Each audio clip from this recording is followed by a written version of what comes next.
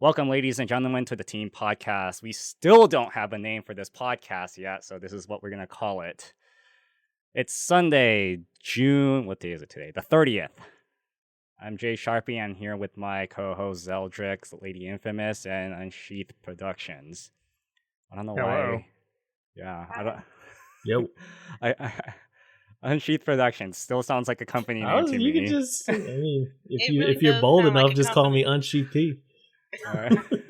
You know what? Yeah. Nah. Just not. All right. I don't want to call you that. All So I right. say you gotta be bold. All right. So we're gonna call him T. All right. Yeah, that's fine. All right. So we have some great topics for you today. Although it has been quite a dry week. Let's start off with everybody's week, and we'll start off with Zeldrick. How was your week? My week was a bit. It was a bit uneventful, but it's pretty much been just Final Fantasy XIV and Shadowbringers. Before before Shadowbringers had dropped, I was trying to do some last minute extreme primal fights to see if I can get any mount from them from Stormblood, and of course those rolls suck. So obviously I didn't get anything, but I still had fun with that. And then even after Shadowbringers dropped, I had no time to play it. And actually last night was the first time I actually had time to play it. How are you liking it? So far it's actually really good.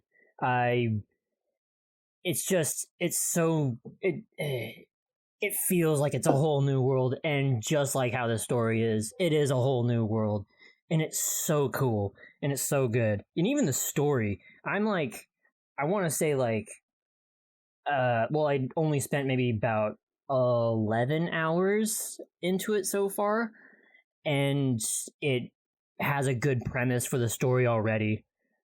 I don't know if we want to get into that right now, but I've just been really digging into the story and taking it slow with my time on it, because that's actually the reason why one of the reasons why I enjoy Final Fantasy XIV is because of the story. So, but you're on it too, so I know that you're level 78. Have you been blazing through that? Pretty much, but I'll talk about my experience a little later. Okay. I'm actually 79 now, but okay. Ooh, well, look anyway. at you! Look at Don't you! get it twisted. All right. So, all right. Is that it, or did you have anything else going on? No, actually, that has been about it. Cause again, aside from that, work and classes, so far none of those topics contain what we talk about. So, not right. yet, anyways. All right. Cool. All right. Let's go on with LadyInfamous. Hey, my week, it was a mixed bag, but it was pretty cool. I started streaming more PC games and learning OBS more, which was great, and did a comparison stream between my console and my PC, and I learned a few things. Like what? Like what? Like I need to adjust my voice volume higher when I'm streaming on my PC, because it seems like my PC game is slightly higher than my voice.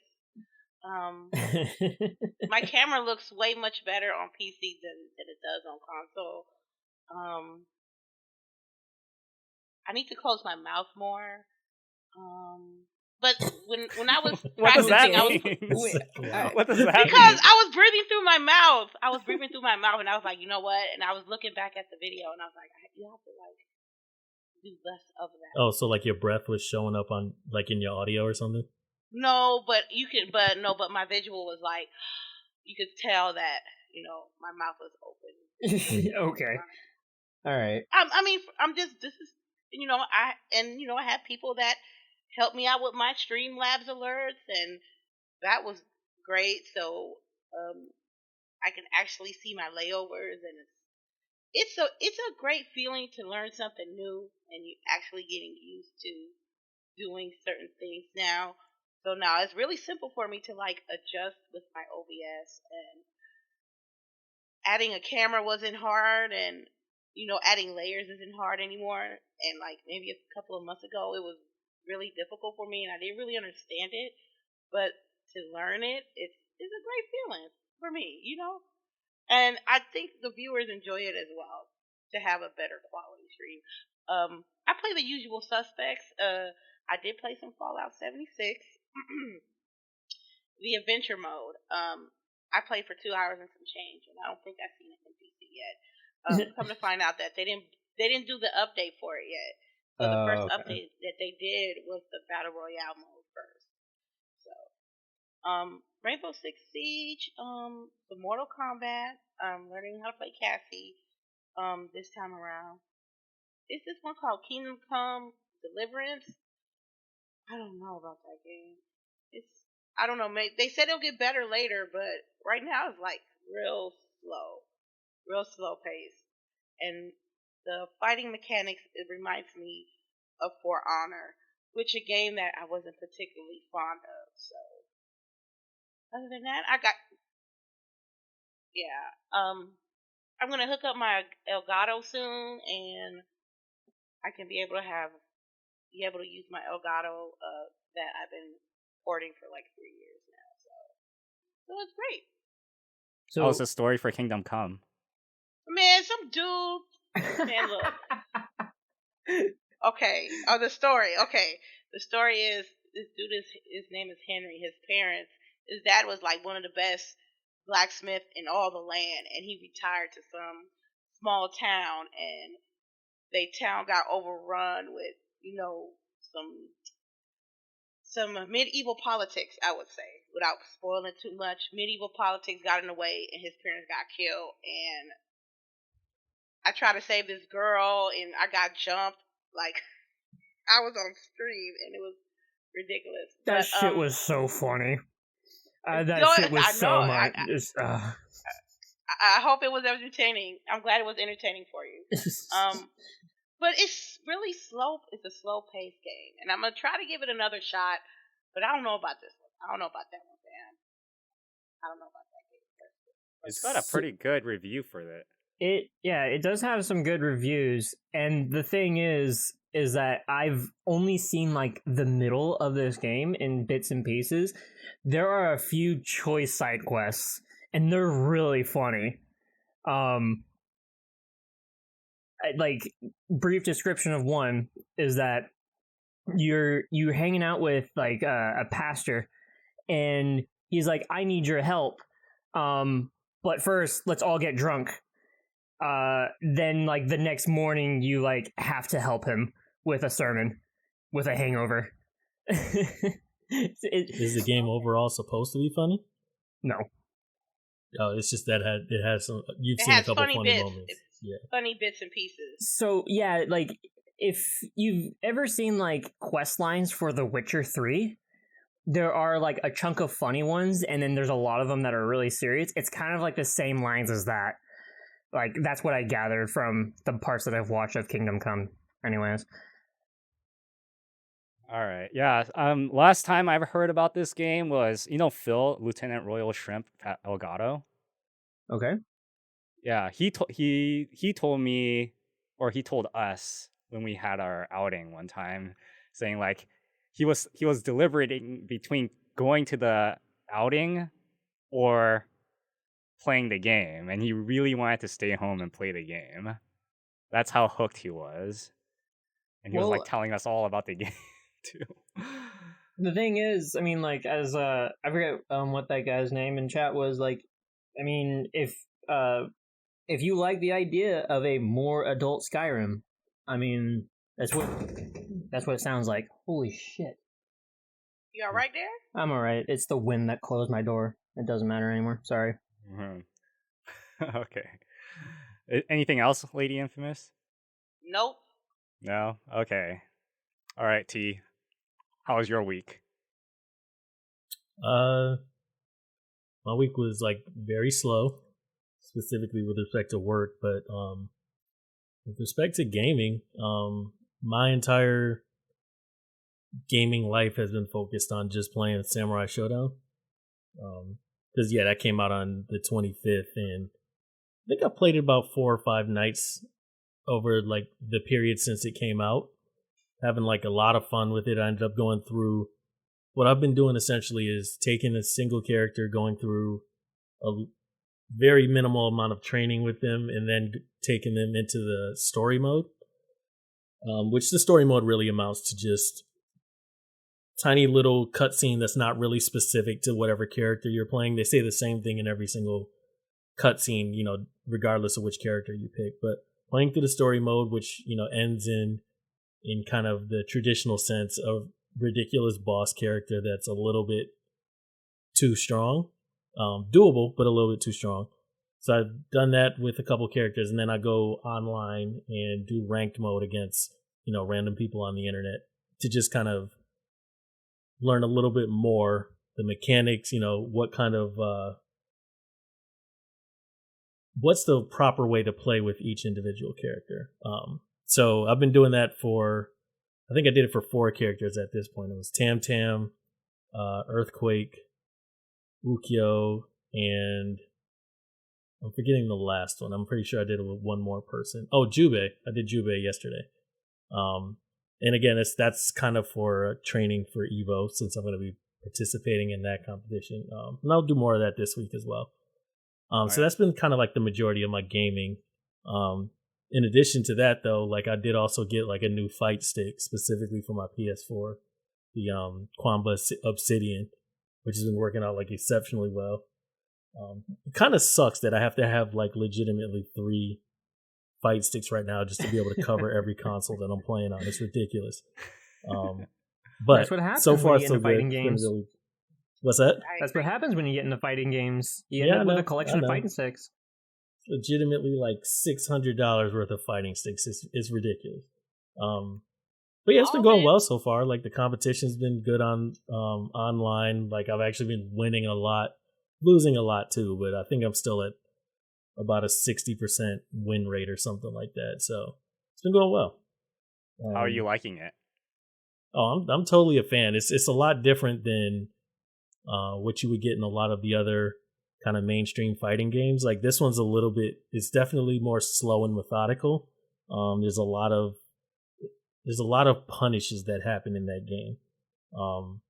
Specifically because it's not combo heavy. There's a couple of characters that are combo heavy, like Haomaru, Nakaruru, Galford. It's basically like the smaller, more agile people are kind of combo based characters, but like the bigger characters are a little bit slower and like definitely more powerful. They can do a ton of damage with one hit. And that is kind of a nice balance. It works out really well. I haven't really like played with any of the kind of combo based characters yet. It's all been, like I said, Tam Tam's like he's more of a character with reach. Earthquake's like really strong. Ukyo's like I kind of expected him to be one, but he's really slow comparatively. So yeah, it's been good so far. I really enjoyed the game. I'll probably still continue to play it after, you know, Evo happens, but I will say that I have a feeling, based on how kind of imperfect the release of the game was, I have a feeling that it's not going to last in the competitive circuit, though. It doesn't seem like there's been a ton of people who've latched onto it thus far. Like, if you go on Twitch and, you know, try to check out whoever's streaming it right now, there's not usually a ton of people streaming it, which is kind of surprising. There are some big names, like I know Max is still streaming it now, but he kind of like, Maximilian Dude, he kind of like tries to learn pretty much every fighting game. So, but I just kind of don't know if I see it sticking per se. I bet it won't be an Evo next year. But I personally like it. I kind of get that feeling too. I mean, just from the way that this game looks and the way that it plays out, I don't really think it's going to be at next year's Evo. I'd be surprised, but depending on how much effort and support that they put into this, aside from a season pass, like patches and shit like that, then I think it would be at Evo next year, but otherwise, I don't know. Yeah, I think the main thing that for me is standing out is that it's the general gameplay mechanics of it. Like the fact that there's not really much there's not much of a combo system to it and it's slower, I think probably won't it won't show as well in front of a big audience. I think one of the things that's not too much of a crowd pleaser. Yeah, exactly. So I don't that would be a huge problem, because that's one of those things that you kind of can't fix. Like, you can do gameplay tweaks and like nerf characters or make characters stronger and things like that, but you can't without making a new game, you kind of can't like redo the entire fighting system like once the game's released. Mm-hmm. So yeah, it's unfortunately I don't think it'll make it.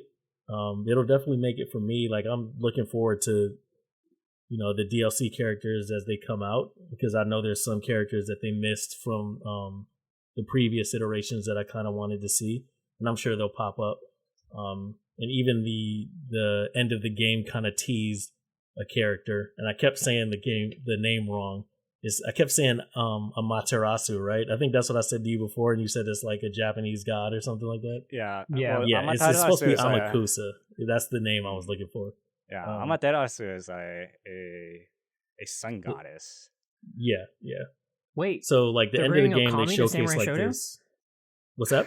Nothing. I made a. You said they're bringing up Kami to Samurai Shodown. Yeah, because because the main wolf's name is Amaterasu. The one thing that I will say that would be interesting, that could make the game, give the game definitely like quite a bit more shelf life than what it has, is I think because it's centered around samurai and ninjas and things of that nature, if they get creative with the DLC, like that could probably make it like a pretty unique game in a lot of people's minds, in terms of if it's not just traditional Samurai Shodown characters, but let's say you added like, I don't know if you guys ever watched like Samurai Champloo, for example. If they added like Mugen or Jin into the game, somebody that's like completely off in left field, kind of like what Tekken does, like they did with the guy from The Walking Dead, and you know how Mortal Kombat's adding a Terminator and stuff like that. If they kind of did something similar and added some unique characters, I think because they're doing samurai and ninjas and stuff, they have like a pretty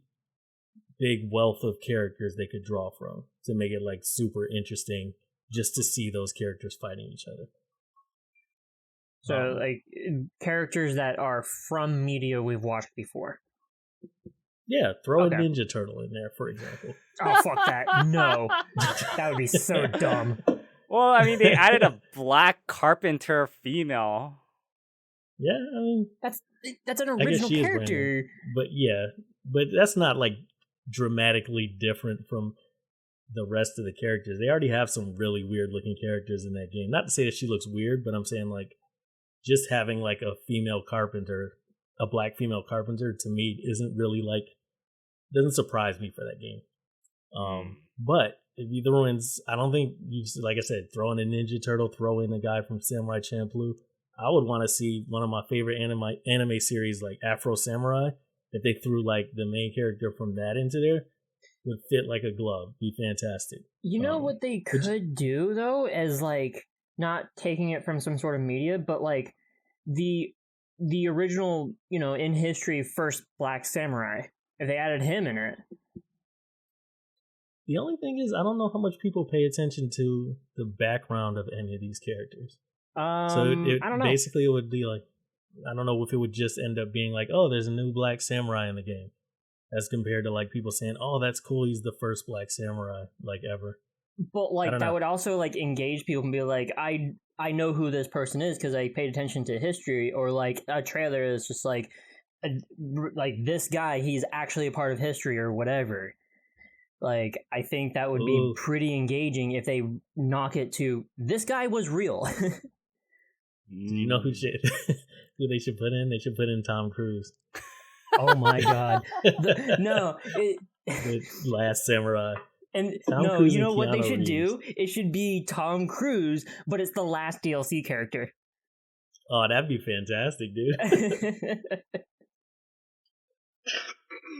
But yeah, that's been my gaming for the week. Other than that, I haven't really, intentionally, I haven't really been playing any other games. I'll get back to that kind of after the beginning of August. All right. So I guess it's my turn now. So for me, I've just been playing Final Fantasy XIV too, and a whole lot of Shadowbringers when early access came out. What was it, 2 days ago? Yeah, 28th. Yeah, so I have my things about the story mode. Like it's well written if it's a single player game. Like that's how You're I not feel gonna about go it. on this goddamn train again. Yeah, Oh no, I Jesus, are you am. wow, kidding I me? wow, am. oh Because wow. it's an MMO. I expect it to act like an MMO story, but it acts like a single player game, and it just feels hella weird to me when I'm playing this game. I mean, I it's don't. well What is written. it? I'm not gonna judge that. Like it's well written. It's the English voice acting though needs some work. But I feel because like the reason why I'm playing it in English is because the world just feels like it doesn't work well in Japanese because of the character, mostly because of the character names and the settings. It makes to me it makes more sense if it's in English. Like the reason why it feels weird to me is because there was this point, like I wouldn't call it a spoiler because it happens really early on. Like they said like I'm the most like they watched me die and or this one guy watched me die and I'm apparently the most the mightiest champion or warrior. I forgot what exactly what he said. Hmm. And I was like, wait a minute. What about like the 10,000 other people that are in the server right now, or in the world that's adventuring right now? I'm the one that's the mightiest warrior. Yes, That because like you questions are like the that. warrior of light. It's Yeah. you that's the warrior of light. Everybody else that's playing, those are your friends. It's been like literally in the script that it's just like gather your friends, or it was you and your friends did it. Not like your friends as in Alize and Alphino and like any of the other casts. It's like all the other players, those are your friends, the Warriors of Light friends. But So I asked my free company and they said, "No, I'm the mightiest warrior." And then it became like this big thing. I was like, "Okay, well, there's something wrong here." Because they told me that I'm the mightiest warrior. Wait. So, So is this? When I was in Salt Lake City, I was talking to Frost, and he was telling me I think about World of Warcraft DLC, where he said the issue was in one of the DLCs that every single person essentially hears the same dialogue. So there's like confusion in terms of like I'm trying to figure out if this is the same thing. There's confusion in terms of like if I played the game, then they'll be like I'm the warrior of light, and then if Zeldrick played the game, he's the warrior of light, and you play it, you're the warrior of light. Is that the issue, that like the story somehow isn't like 100% unique to each individual person, that yeah, is kind even though of. you're exactly questing Sharpie's together? problem. Yeah, that's my Because is problem. there a way around that? I don't know if there's a Well, way I mean, around that. WoW did a is kind of changed that later on. They made it so like you're like an adventurer and you're part of like the adventurer from the bigger story characters and they just call you in when they need, when they But need I mean, like in that same warriors. sense, isn't it the same problem? Because then It was a if lot we're worse all back then, like a lot adventurers, worse. then they'll call us each individually in for Yeah, the but they same don't call exact you thing. like the mightiest warrior, They don't Yeah, yeah. differentiate. Yeah, they don't do that. Like calling you the mightiest warrior, it's just you, right? Like that's what WoW doesn't really do But anymore if I remember I mean, I correctly. guess I guess No. what I'm saying is, it not the same problem though? If let's say I'm the NPC and I say, Zeldrick, I need you to come in and go collect these 10, I know, pelts for me. I know it's super generic and like low level quest or whatever, but and then I call you over and then I say, Sharpie, I need you to collect these 10 pelts for me. Isn't it still the same problem?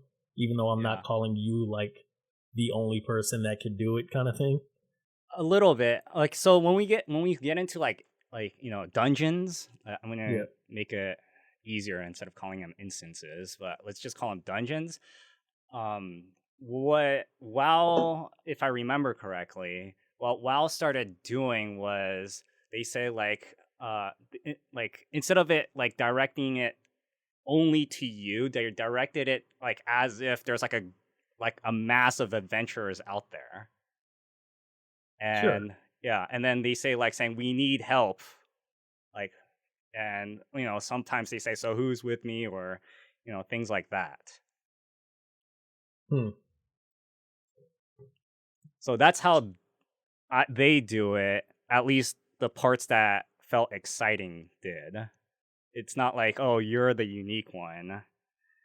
And that I felt like, oh, okay, this feels more like an MMO, right? Like you're with other people instead of it you being the unique one. But I guess I can see it from Zeldrick's perspective that you're the unique one, not everybody else. But it just feels weird because everybody else gets that same dialogue that you're the unique one. The thing is that the way that all of these cutscenes are framed is that you're not that like, oh, you're alone and, there's nobody else around you and there's like no other players around you. You can't be in a party and have everybody else be in the cutscene with you. So when they call upon, oh, it's the Warrior of Light, it's one person. Like that, it's you that's standing there, not your party that's standing there. So in the way of like what it's supposed to frame is that, and I'm like reading this up like really quick, is that there's more than one, but the way that the scripting is that because there are no other people and no other players in this shot with you, you are one Warrior of Light. And it's not like, oh, you are the one of Warrior of Light. It's like you are Warrior of Light without like an article behind it. That's what it's supposed to be. And then the way how they do these cutscenes, post dungeon, how they have like these cutscenes after after you finish the dungeon for the first time, right? Like you're by yourself again, and that felt kind of weird too. I was like, wait, what happened to like three of my other friends or the seven of my other friends that I brought along with me? Wait, what are you talking about? Like in the cutscene that's after the dungeon, or when it's like, oh man, dungeon complete, you beat the boss? Which one? So you beat the boss, and then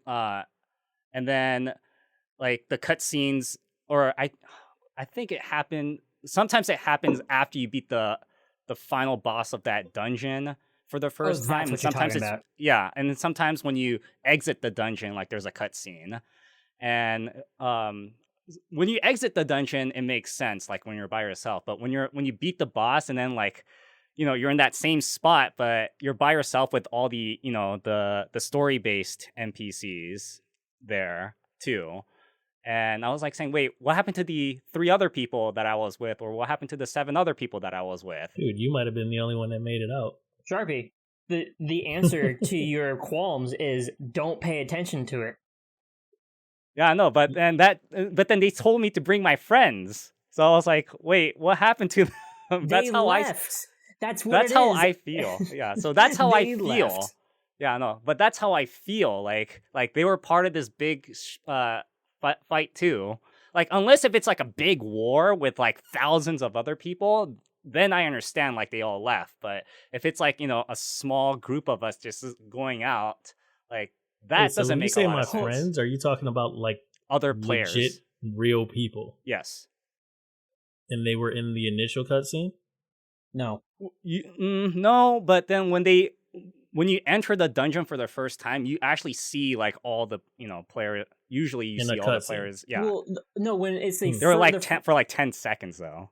Yeah, the 10 seconds that it's just like, oh, this is the name of the dungeon, and it gives a like a helicopter view of like the first like 10 feet of the dungeon, and it has you and 3 other friends walk in. And then you guys do the dungeon. And then when you're done, it says, duty complete. And then everybody cheers. And then after that, there might be a story cutscene, and you're the only one that's there. That's what Sharpie has a problem sounds with. Like, that's what I have like a problem it's pre-rendered versus like rendered in engine. There you go. Like it sounds like when you first start the dungeon, it's like an in-engine rendering, and then that cutscene at the end is like pre-rendered. So like it's just. It can't really throw everybody in there. I don't know. No, they're all pre-rendered. They're not all pre-rendered. The reason why they're not pre-rendered is because it's your character that you designed. Sure. Right? So it can't be pre-rendered. That is true. Yeah. Right? So Like so But that I guess I'm probably in the I know I'm in the minority here, but like that's how I feel. was that not like the original? Was the original content not like that? No, It the was original all like content was that. like yeah, they're all like that. So that kind of throws me off in these, MMO stories that does it this way. Like WoW kind of changed that like over the course of, years that they've been doing it. I mean, it's still not perfect, but they make it feel more like like a group effort now instead of it like, you're the unique one. Hmm. But that's how I feel. I mean, I know I'm in the minority. Like I get into these arguments with my free company too. So like I know I'm in that minority, and I'm pretty sure there's quite a few people out there that feels the same way as me, but it's not like, a lot of people. Well, I guess like so. I imagine maybe part of that is like technically it might have been a lot more of a challenge than they felt that it was worth to do it. So my question for you would be, if it was there, how much do you think it would change your immersion? It's more like the way that they do the storytelling. Well, yeah, that's what I'm saying. How much do you think that would change your immersion? Like if they changed it so that like, yeah, you're not the central focus, kind of like WoW, and then like when you see all these cutscenes, there's like your group is in the cutscene with you and stuff like that. I think it For might me change personally, a I feel little like if bit I was more. playing, it'd be like that wouldn't really make much of a difference at all for me. Yeah, for me, like it might, but no, they got to do it well. They don't want to make you feel like, oh, you're just a throwaway warrior either. Okay. Was that? So yeah, so that's how I feel. And then this is like I know it's very difficult for storytellers of MMOs to make make things like that work out, which is why I think for what it is, what Final Fantasy XIV is, it's done well if it was like a single player like game, as if it was like a single player game.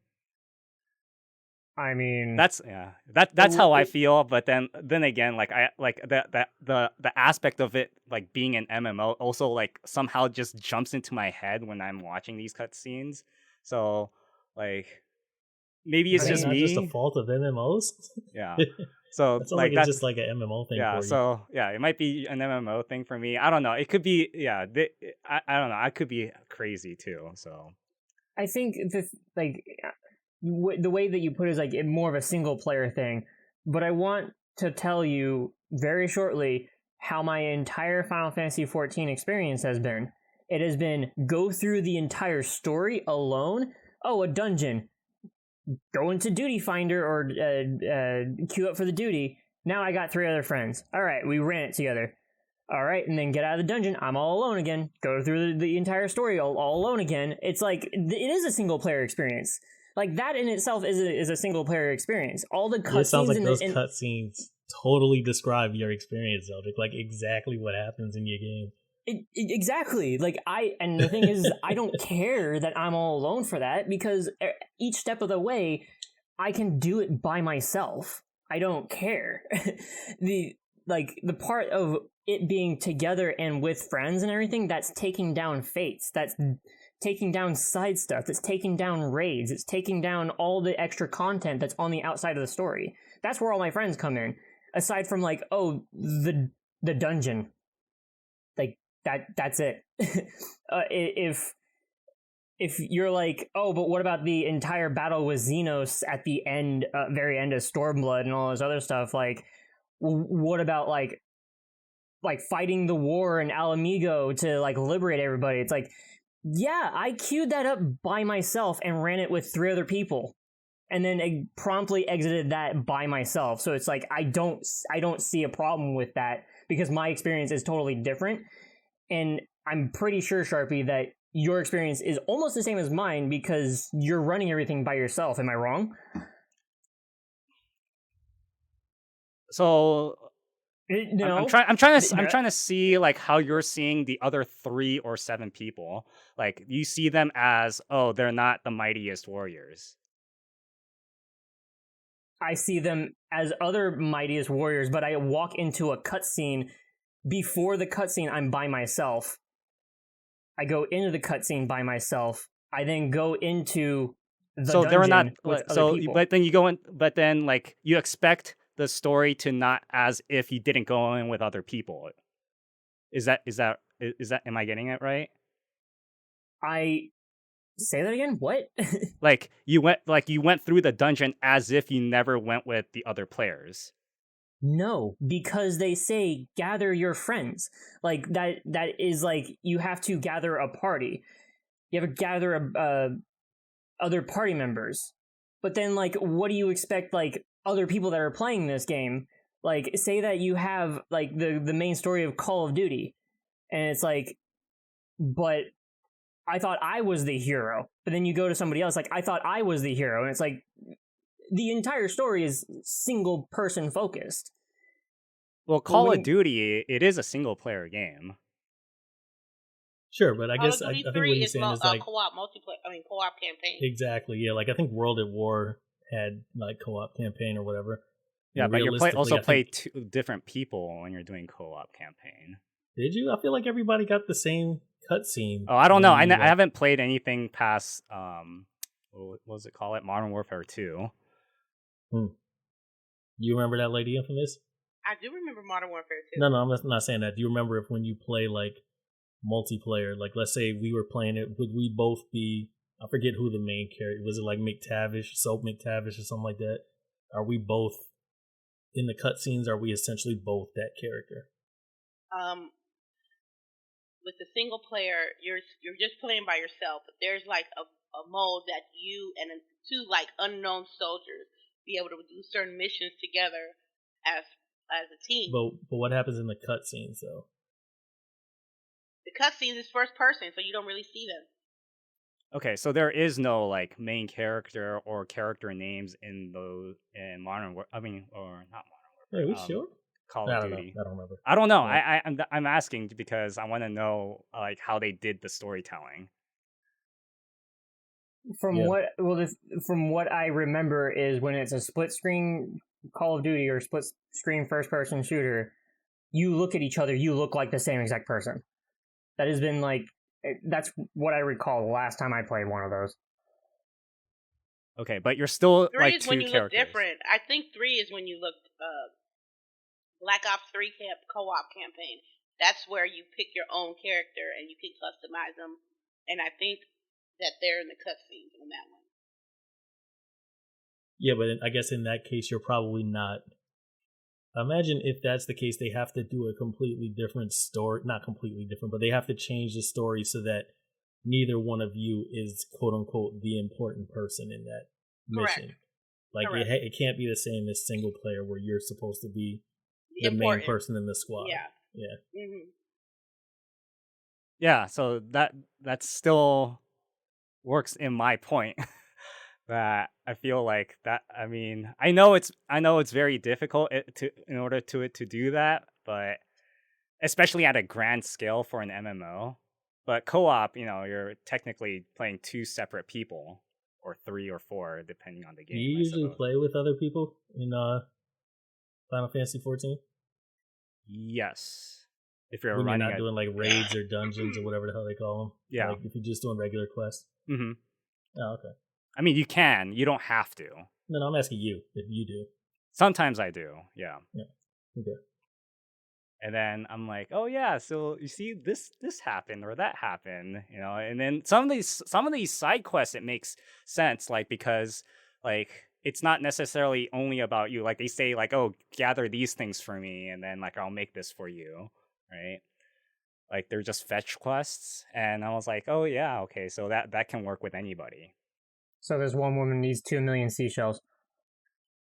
Well, they say like get these seashells, and I'll make you this. Right, and then you get the food that she makes. It's kind of like that. Like that, I'm okay with because it can work with all these other adventures too. I mean, that I feels guess even weirder to me if they're like, if she's like, I can give you this if you bring me this, and then she gets it, and then she asks for the same thing from the next person. Well, it's more like she's asking you to get the ingredients. Well, yeah, that's what I mean. So Yeah. if she's like, oh, I need, I don't know, 5 dragon's claws or something like that, and you're like, okay, here you go. You give her the 5 dragon's claws, and she makes like some kind of crazy sword, and then like somebody else comes walking up, and she's like, yeah, if you give me 5 dragon claws, I'll give you the same sword I just gave him. Yeah, but that to me, like at an MMO environment, like that's kind of how it happens. Yeah, like that makes sense because when you go to a storefront, or when you go to a bakery, they make bread, right, or some sort of whatever they do in bakeries other than bread. Right? Really? No, I'm just saying, like I'm just using it as a bakers do. very easy term or easy analogy I'm trying to make, but I don't know. But that's what I mean. Like, when you go to a storefront, like, let's say like this is like in the medieval ages, and then there's a bakery that says like, bring me this and I'll make you whatever. Yeah, I get you. Yeah. I mean, these days, they all have just ingredients right from the get-go. But doesn't that make basically everybody a glorified merchant? Like every Yeah, pretty much. Yeah, I mean, it is a fantasy world, and it's supposed to be set in the fantasy world where you are, where there's like bounty hunting and stuff like that. I mean, I call them bounty hunting just so the general public will understand. Yeah, it feels to me like in reality, the only way to like 100% truly solve the issue is if you have literally one instance, like where everybody is playing. Like if they send you on a quest, everybody's going on that quest, so that everybody gets literally the exact same story. And if there is a person that's like a hero of light or whatever, there's one, and like the rest of however many people are playing, they don't get to beat it. Yeah, which that would be crazy. Ambitious. Actually, they did that in WoW with Cataclysm, kind of like not at the same time, but the experience of leveling up from 1 to 60 in WoW, like kind of drastically. Well, I'm gonna say drastically. I'm gonna go with that. Drastically changed because of they really changed how the world was designed. Like this place is now flooded, and so the quest that you had before is no longer possible before the Cataclysm, right? Like the leveling up experience is no longer possible the same way that it is, post Cataclysm. Yeah. Right. So that's what I mean. But I mean, you could still. It's not like you couldn't fight. Everybody couldn't individually fight whatever that dragon was, right? Mm-hmm. So it's still kind of the thing of everybody playing through the same story and getting the same kind of messages from people and ending up getting the same end game. I mean that's I'm fine with. What I have a problem is that you feel like you're like the most unique person, like you're at the top tier person, right? Mm-hmm. And then if everybody else is that top tier person, who truly is that top tier person? You know what I mean? Like I know, but then do you understand what I'm saying? Like if I am, then nobody else here is supposed to be. But right? I think the only question I'm ever trying to address is like, let's say you're not, which in reality you probably aren't, because I'm sure somebody is going to be like higher level than you, better weapons than you, and everything. What does it change? Because like you still end up going on the same quest, you still end up having everybody reference you being the most powerful or whatever, but in reality you're not. Exactly. Like just like in the story you're not, I guess, technically, if they're telling that to everybody. Yeah, exactly. So like I'm not the idea is like, like I mean, how can I do this with WoW? Like basically they say like saying like, hey, like the main story character, like saying, hey, like as if you were chosen at random to go help out doing something, right? So basically they just have to get rid of the concept of anybody being the most powerful. Yeah, pretty much. Yeah, and then the warrior life is like an NPC. Okay. Right? Like that's how I feel. I know I'm in the minority, but I feel like we're now going in full circle again. So I think we should continue on with our next topics. Okay. All right. So now for gaming news. GOG launching GOG Galaxy 2.0. Does anybody read up on that?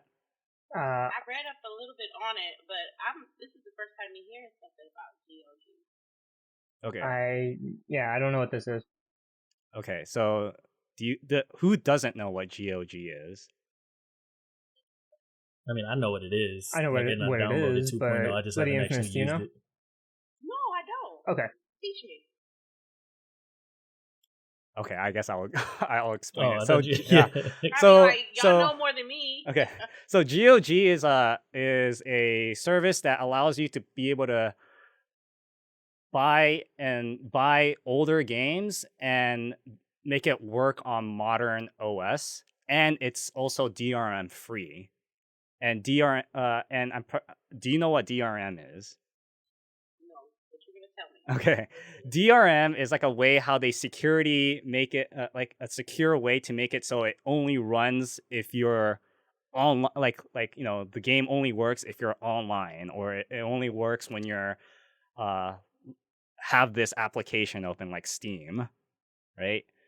That's what DRM is. Yeah, is like what digital rights management, I think it is. Yeah, and it's basically like, long story short, it's their system to ensure that you can't just like pass on the game to somebody else and have them play it without buying it. That's like the whole intention behind it. Yeah. So GOG, they make pretty much everything on their site DRM free. So technically you can do some, illegal pirating, but I think they trust the community enough that they won't do that.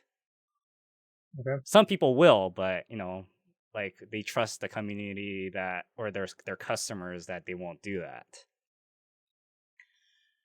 So GOG Galaxy was their version of Steam or Origin or Uplay. But you didn't have to use it. It was just a launcher that made it easier for you to access your games that you bought on GOG. Now with GOG Galaxy 2.0, what they're doing now is they're making it as like a game launcher where it's basically it's a strange word, but what it is, because Corsair did an April Fool's joke on it this year. I remember this joke, yeah. Yeah, so it allows you to be able to access your entire Steam, or maybe not your entire Steam features, but your Steam's friends list and games and all that, alongside with your Origin friends list and your Uplay friends list, and possibly other ones like maybe Epic, right? Right. All into one place, so you don't have to open up like 50, I wouldn't say 50, but more like a dozen launchers just to. That takes up memory and all that, right? So yeah, that's like the solution that they're trying to fix, from my understanding. I guess. Oh, sorry. Go ahead. Well, in concept, it kind of sounds good, but the thing is that I want to ask, this Galaxy 2.0, it launches games, correct? From my understanding, we don't know, because but then that's what it sounds like. That's what they're saying. So I want to bring this up. I have a very specific instance. I have South Park: The Fractured But Whole, which is a Uplay DRM, and I bought the South Park on Steam.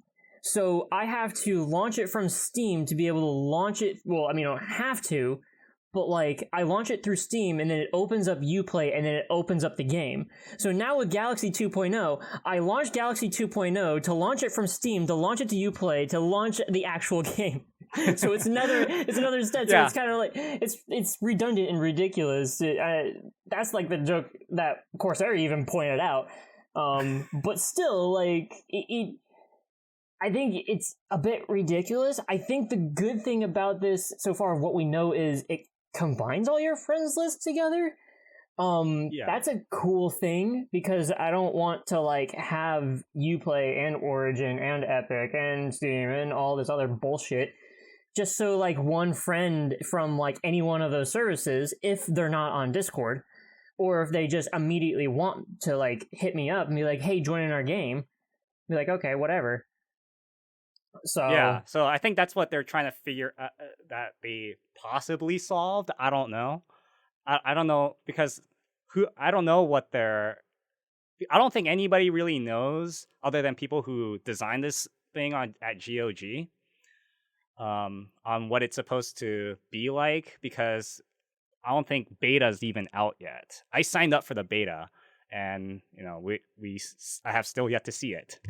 right, and just like from like the third sentence here, it says you'll be able to combine multiple libraries into one and connect with your friends across all gaming platforms. But it's like combine multiple libraries, which makes me think like, I mean, you could instead having Steam and Uplay and all these other things open, or just only have Steam open and then just have it open up Uplay or just whatever. Like, you can have all that closed and then have Galaxy 2.0 open and then go through your entire library across all these services. And as soon as you click one, you want to play that, it opens up that service to then bring up the game. And I only think this is a good thing if it's a lot more lightweight than Steam is, or than Origin, or whatever. Like, well, I mean, I guess Steam is the only one to compare it to, only because like that is the one like storefront right now that carries like other DRM issues or other DRM places, specifically Uplay, but still, yeah. Yeah, I think the thing I'm curious about is how do they get all these other different marketplaces to be like, yeah, we're cool with that, considering GOG Galaxy by itself is already a marketplace. So theoretically, when you're talking about this one application that's going to actually take the place of all these other multiple applications, that kind of essentially would establish them as being the go-to storefront as well. So why would any of the other ones buy into that? Well, clearly everybody wants you to go to their storefront. Well, does good old Galaxy have the game that you want on sale? No. That's a good question. They don't necessarily Is it cheaper on Steam or Uplay or wherever? Yes, I'm going to buy it from there.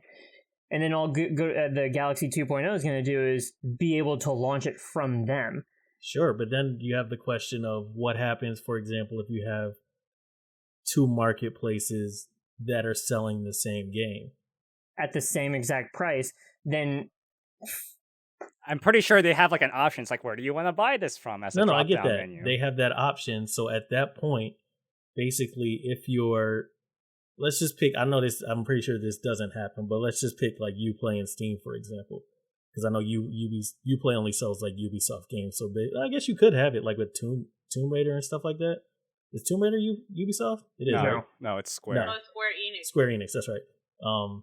But if you had to, let's say for example, if those two were selling the same game, from the perspective of Ubisoft, they're probably like, you're giving them an option to not buy the game from here that before you could only get here.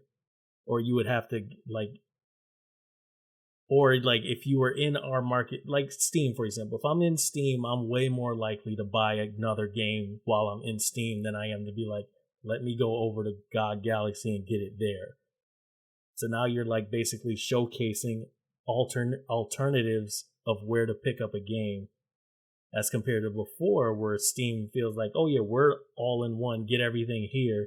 Uplay is like, we're all in one for our stuff, get everything here. Now GOG is like, oh, maybe it's here, maybe it's there too. You could pick. I don't get like how that benefits Uplay or benefits Steam.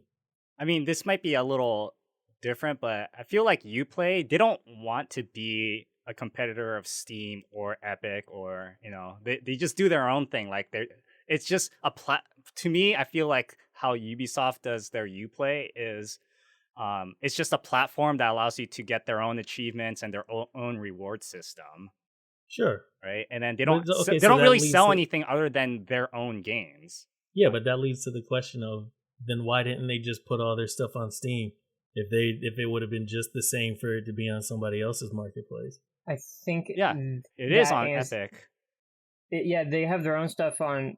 If so, and this is actually I'm pretty sure this is I already answered my question with this, but if you bought a Ubisoft game on Epic, and there are Ubisoft games on Epic, right, Sharpie? Mm-hmm. Yes.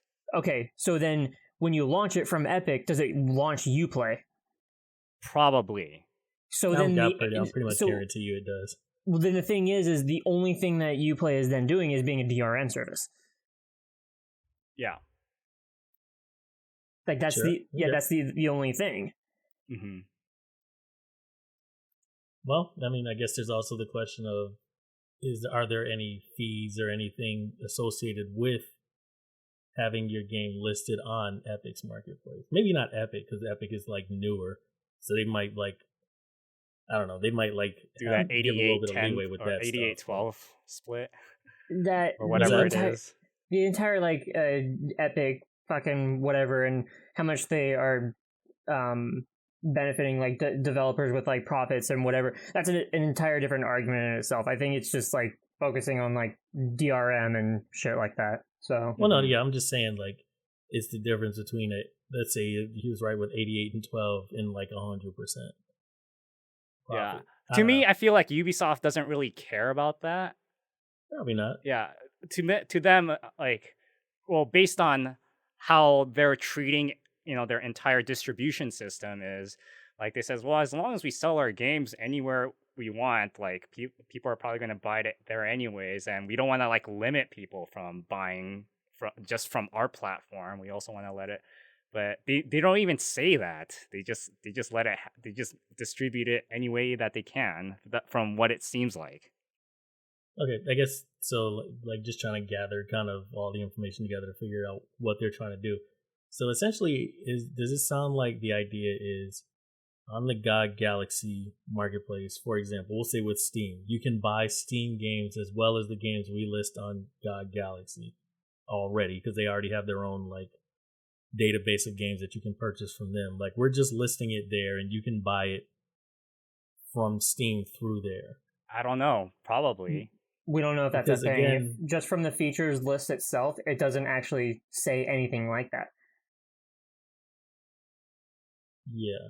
Because Yeah. I'm trying to figure out like if the idea is to bring everybody to GOG Galaxy, I'm like I still don't get why like Valve would buy into that, for example.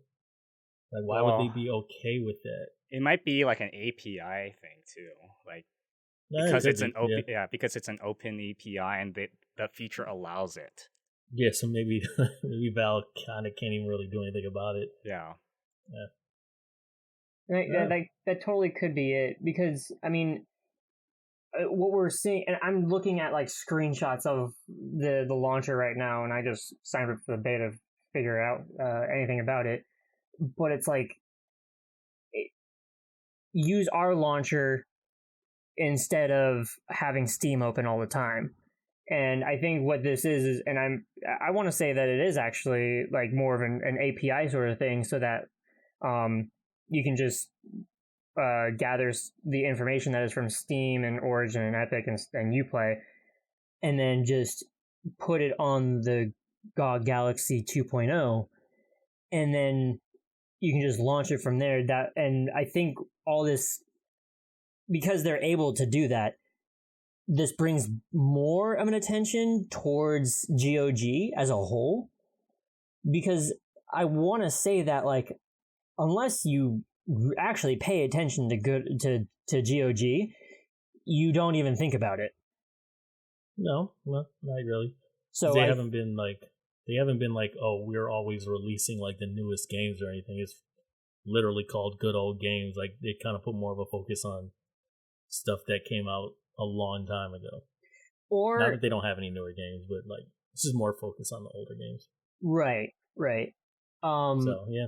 So I think that, and I mean, while their website is, I mean, the way that it's described more of like older games, but they also carry like a lot of indies and current titles too.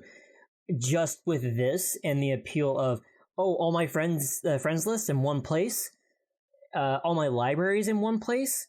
All right, like now I'm gonna go over to this GOG Galaxy 2.0 and oh hey, what's on this website? They have a sale too. Oh, maybe I'll buy from them.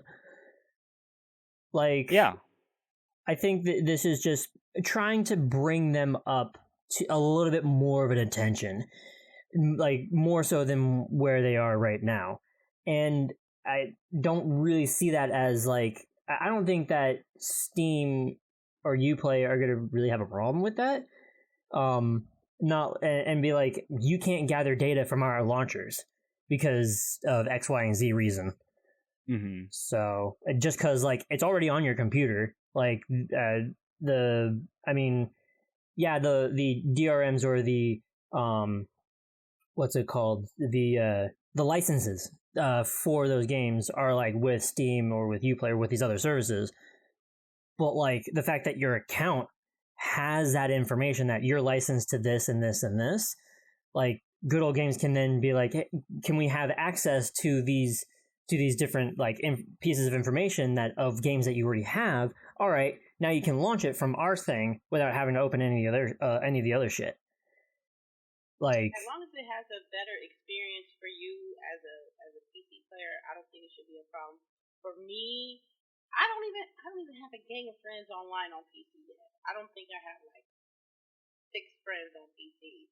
So would GOG would be feasible for me? I don't think so. Well, here's the thing. Say that because you have a PlayStation 4 and you have an Xbox.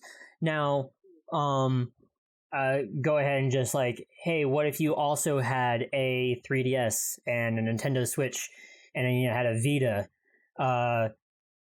all that stuff. So wouldn't it be cool that all 5 of those libraries you could go to one place and then play any one of those games to?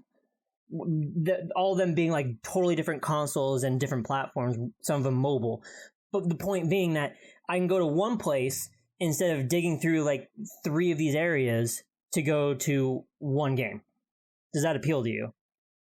If they have the game that I want, yeah, it will appeal. But no, the more the point. The service anyway. Well, no, what I'm saying is that. So I'll just say like Xbox One and PS4. So you have games on PS4 and Xbox One instead of having to, open up a different library to then play one of those games that are either on Xbox One or PS4. You then just go to all the time one source to then launch it to the Xbox One or PS4. You know what I mean? Does that make sense? It makes some sense. Okay. Like what appealed? I mean, this is a new outlet just to get games. I mean, that does really appeal to me. What appealed to me for this GOG is if you have friends online on PC that you can be able to have one central hub. Right. That's what interests me. But the thing about it is, I ain't got that many friends online yet. So the service wouldn't do anything to me if I have nobody online as friends here. Yeah, I mean, it's not only about friends lists either. Like, Steam has forums too, and like they also have a modding community for almost every games. Yeah, between games, right? While the other clients don't. So that could also be a thing too with this. Yeah, I think like for me, I'm not even thinking of it from the perspective of us as the consumer, but more as Valve as a company. I'm just thinking like, if you do something like that, and let's say there is overlap, for example, with GOG and Steam, what's to stop them from being like, oh yeah, you could get the game from Steam or from us. From us, it's $5. From Steam, it's $10. Something that you might not have known if you just went to Steam. It's information that's clearly out there if you go to GOG Galaxy and look at it. But now you have this platform where, because they're drawing prices, they can basically showcase that you can get it cheaper from us than from the other guy. That's the part where I'm like, I don't know why they would buy into that. So here's something that I want to like point out because I'm looking more at these pictures. There is a store sort of section on that list, one that says featured and then one that says tracked discounts. And fucking they don't even have a section on this that actually gives a brief thing about it. And that's actually something I'm curious about, because I think that when it comes to like track discounts, like say like for a wish list, I would assume that the way like that good old Galaxy runs is that it scans like, here's like all the platforms that say The Witcher 3 is on. Okay, it's cheaper right now on say Epic Games or whatever. So like you can get it from there and just launch it from us. Like I don't know. Yeah. Like, I mean, they're also a part of the CD Projekt Red group, which makes The Witcher and Cyberpunk 2077. And just from my overlook of this type of community and like people that like DRM free and like all this shit, and it's just like, we want the game. We will buy the game from the place that's cheapest as possible, no matter what. And I think Good Old Games would recognize that and be like, yeah, go ahead, buy this one game from Uplay. You can just launch it from us. Yeah, and then The Witcher. In fact, I know that CD Projekt Red bought GOG before Witcher 3 even came out, and what do you call it?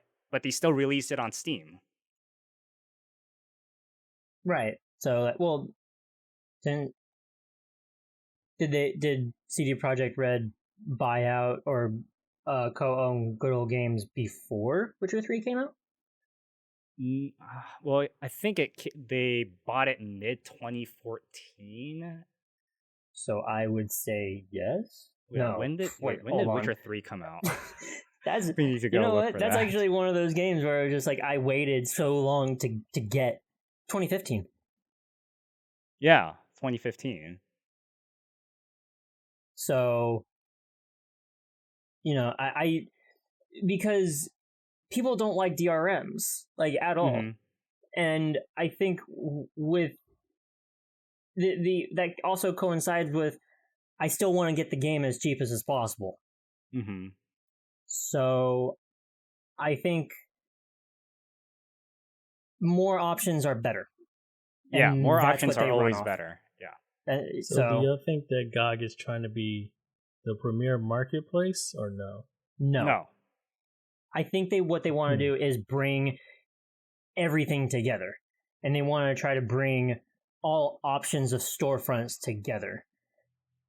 Yeah, or to just want to make it so like you don't have to open up like 10 different platforms.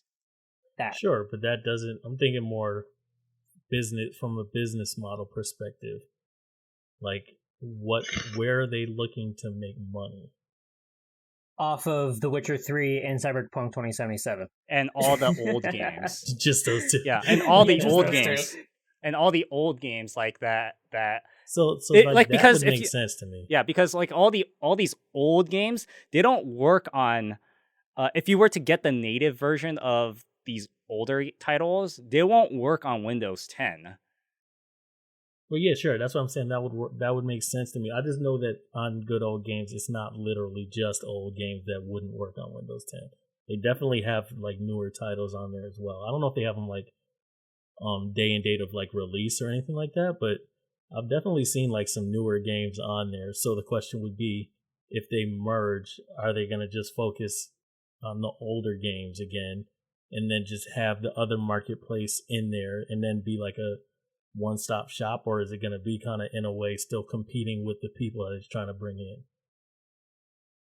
Yeah, like the other services it's trying to bring in. I guess we'll see. Yeah, well, we don't know yet, so So I'm gonna continue on because I feel like we're just gonna go in circles about this. All right, well, here's a quick one. SquareEnix doing sponsoring Games Done Quick with Shadowbringers. Did you guys watch GDQ? I did not see any of it this year. I watched a little bit of the Legend of Zelda 1 randomizer competition. I watched a little bit of it, and then I had to go. So But I mean, it's GDQ, and Yeah, it's the the same production thing. But value is going higher and higher each time. yeah, Do you guys watch that video of like their the way that they do their behind the scenes setup? Woo! no, It I looks didn't super see that. professional. Like it's Really? like for a You're fundraising like event. eating over there. Yeah, for a fundraising event, it's just like, whoa, they're putting this much effort into this. Well, I mean, if you care, you're going to spend a lot of production value on Yeah, fundraising, yeah. especially Well, with an event with that fund raises like multi-millions. well, what's interesting about this whole Square sponsoring GDQ is that they're matching the donations.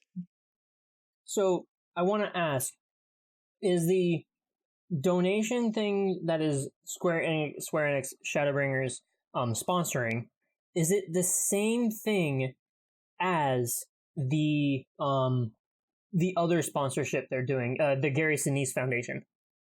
Is it the same I exact thing? Yeah, I think so. It's the first responders one, right? Yes. Like Yeah. I didn't know if GDQ was doing a different fundraising than the Gary Sinise Foundation. No, it's the one with the that's exactly what they're doing. Got So it. Okay. so basically they're just gonna match the donations. And they're matching it up to $50,000. Oh, is it? Okay. Yeah, I don't know. Oh, sorry. No, not for GDQ. I'm sorry. That's just with the Gary Sinise Foundation by itself on the Warriors of Darkness campaign thing that they're running. Okay. Yeah. I was like, wait, so how much are they matching it up to? So that I didn't know how much that was. I don't know about GDQ and if that's a completely separate thing, Yeah, but because just it's like making millions. yeah. So I don't know what they're doing with that, but no, I haven't watched like any of GDQ, but it's really, I think as far as, I mean, we're bringing this back around with like Shadowbringers again, but more about Square Enix. Like this time around is, or now, right now, it's actually kind of to me out of left field that they do this, but it's really cool that like it with Shadowbringers and I'm actually going to talk specifically with the Gary Sinise Foundation.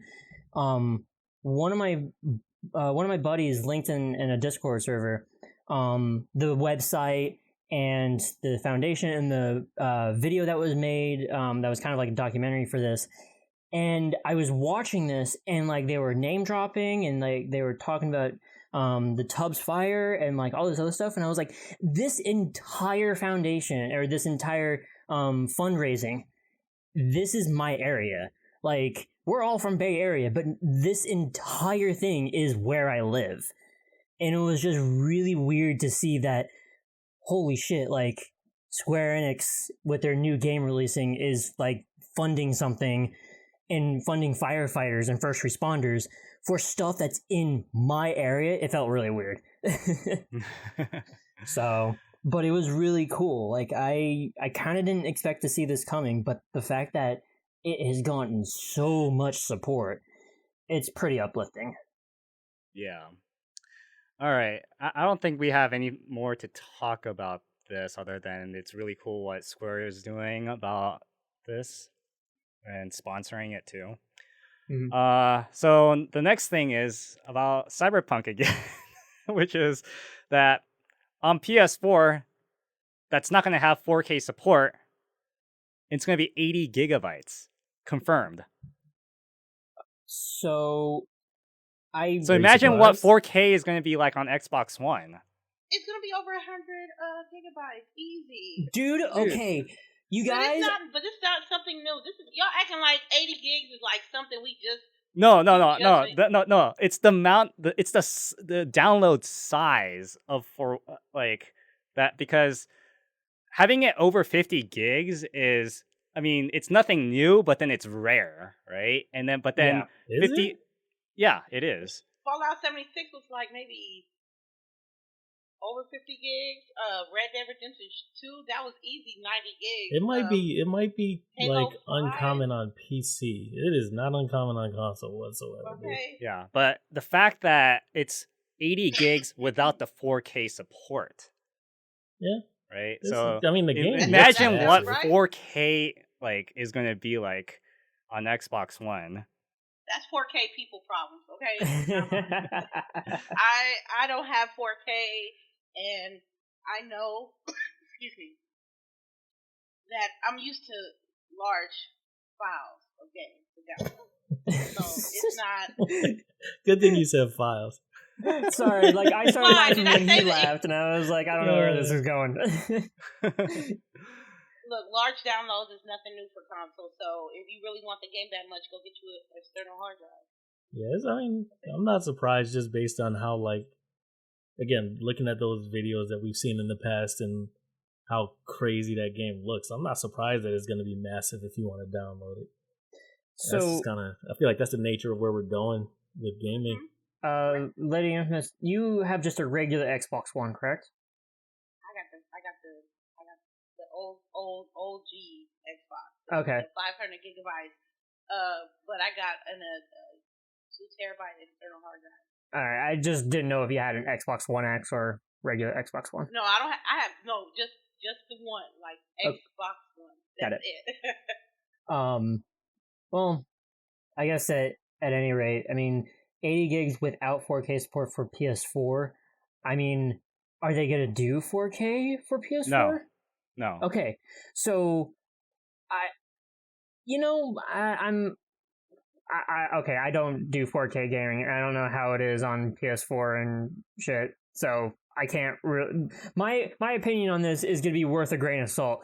But I feel like that people that have a PS4 Pro that are just like, but what about my 4K? And I'm just like, how about you have a better running game? Yeah. Just can you I mean, at least deal with that? issues thus far running games in 4K Oh, on you my got the PS4. Pro? Yeah, I have a Pro. But Yeah. like, Yeah, aren't Well, Pro it's they- also It's it's also settings too, right? They have to Sure. downscale. They have to downgrade like certain like settings, like PC type settings for consoles. Wait, say that again? Like like anti-aliasing and Oh, yeah. all this other 3D stuff. Okay. That's like I said. That's 4K people problem. Yeah, I'm in the same boat. Like that's 4K people problems, and like, I mean, I have a I run things in 2K, but I still say that's 4K people problems. Like my next question would be, how much of a download is it going to be on PC without the like chances the 4K are, texture pack? Yeah. Well, the thing is that like at least from my experience with like Steam, the download is a lot smaller than the actual install size because I think you're downloading. I can't confirm this, so don't quote me on this, but it might be that you're just downloading the installer. And the thing is that you're correct. The way that it differs from, well, I don't know, I don't think about differs, but like the way that with installing a game or downloading a game works on PC is that you download a bunch of install files and like uncompressed of compressed files, and then you know how with the Steam first running whatever, all those dialog boxes that happen when you first run a game when you after you download it. Yeah, that it does say like the installing DirectX 4 or DirectX shit and all this other stuff, but that's it unpacking itself at that point. So just like how we used to install from CDs and stuff, everything is zipping and everything on the CD, and then when it goes to the installer, it's transferring to the computer and then unzipping everything and then laying everything out in an organized fashion. So we download all the compressed stuff and packaged, and then when we run it and actually on the fly too, as you're downloading it, it also kind of installs it and unpacks everything. So but the thing is that on PC it's going to be different Yeah. Like we're gonna have a lot more graphic options.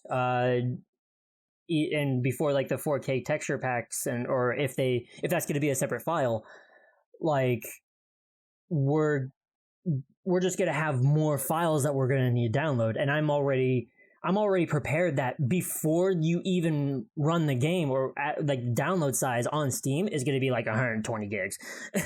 I'm preparing for myself for that. Yeah.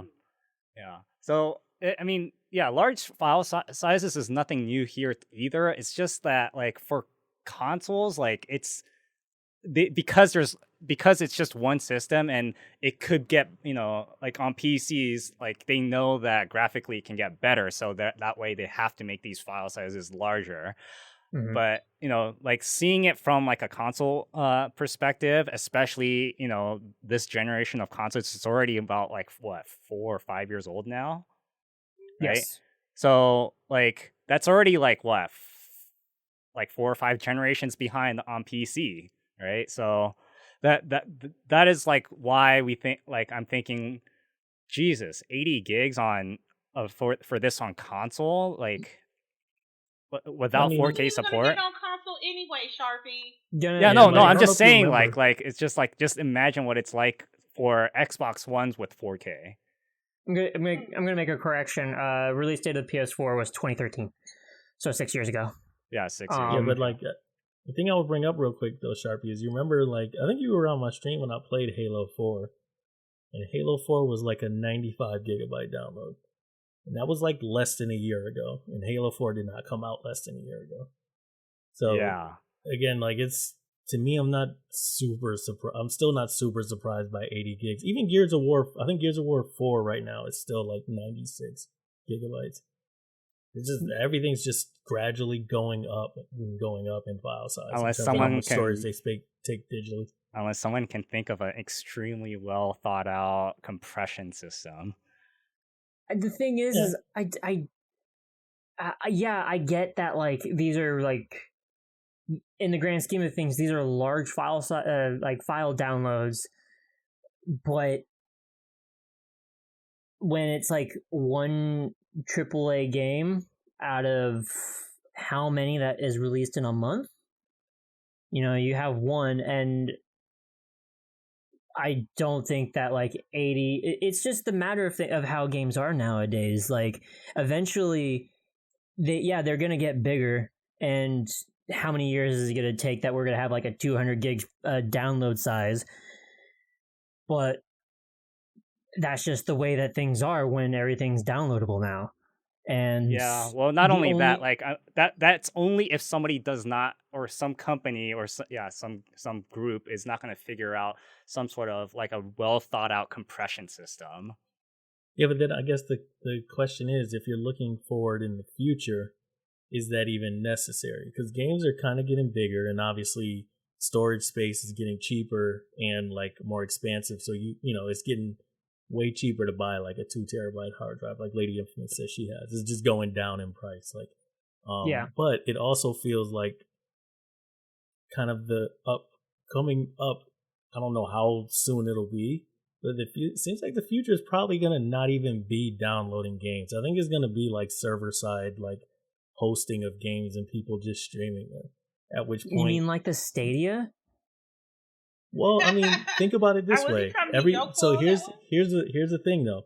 If you think about, I would say yes, like the Stadia, but you got to remember that just like every other technology, the first one is not going to sell you on the rest of them. The first iPhone was not amazing at all, but like the iPhone 10, basically, not even iPhone 10, but somewhere along the line, iPhones basically defined what cell phones were. I think it was like 6.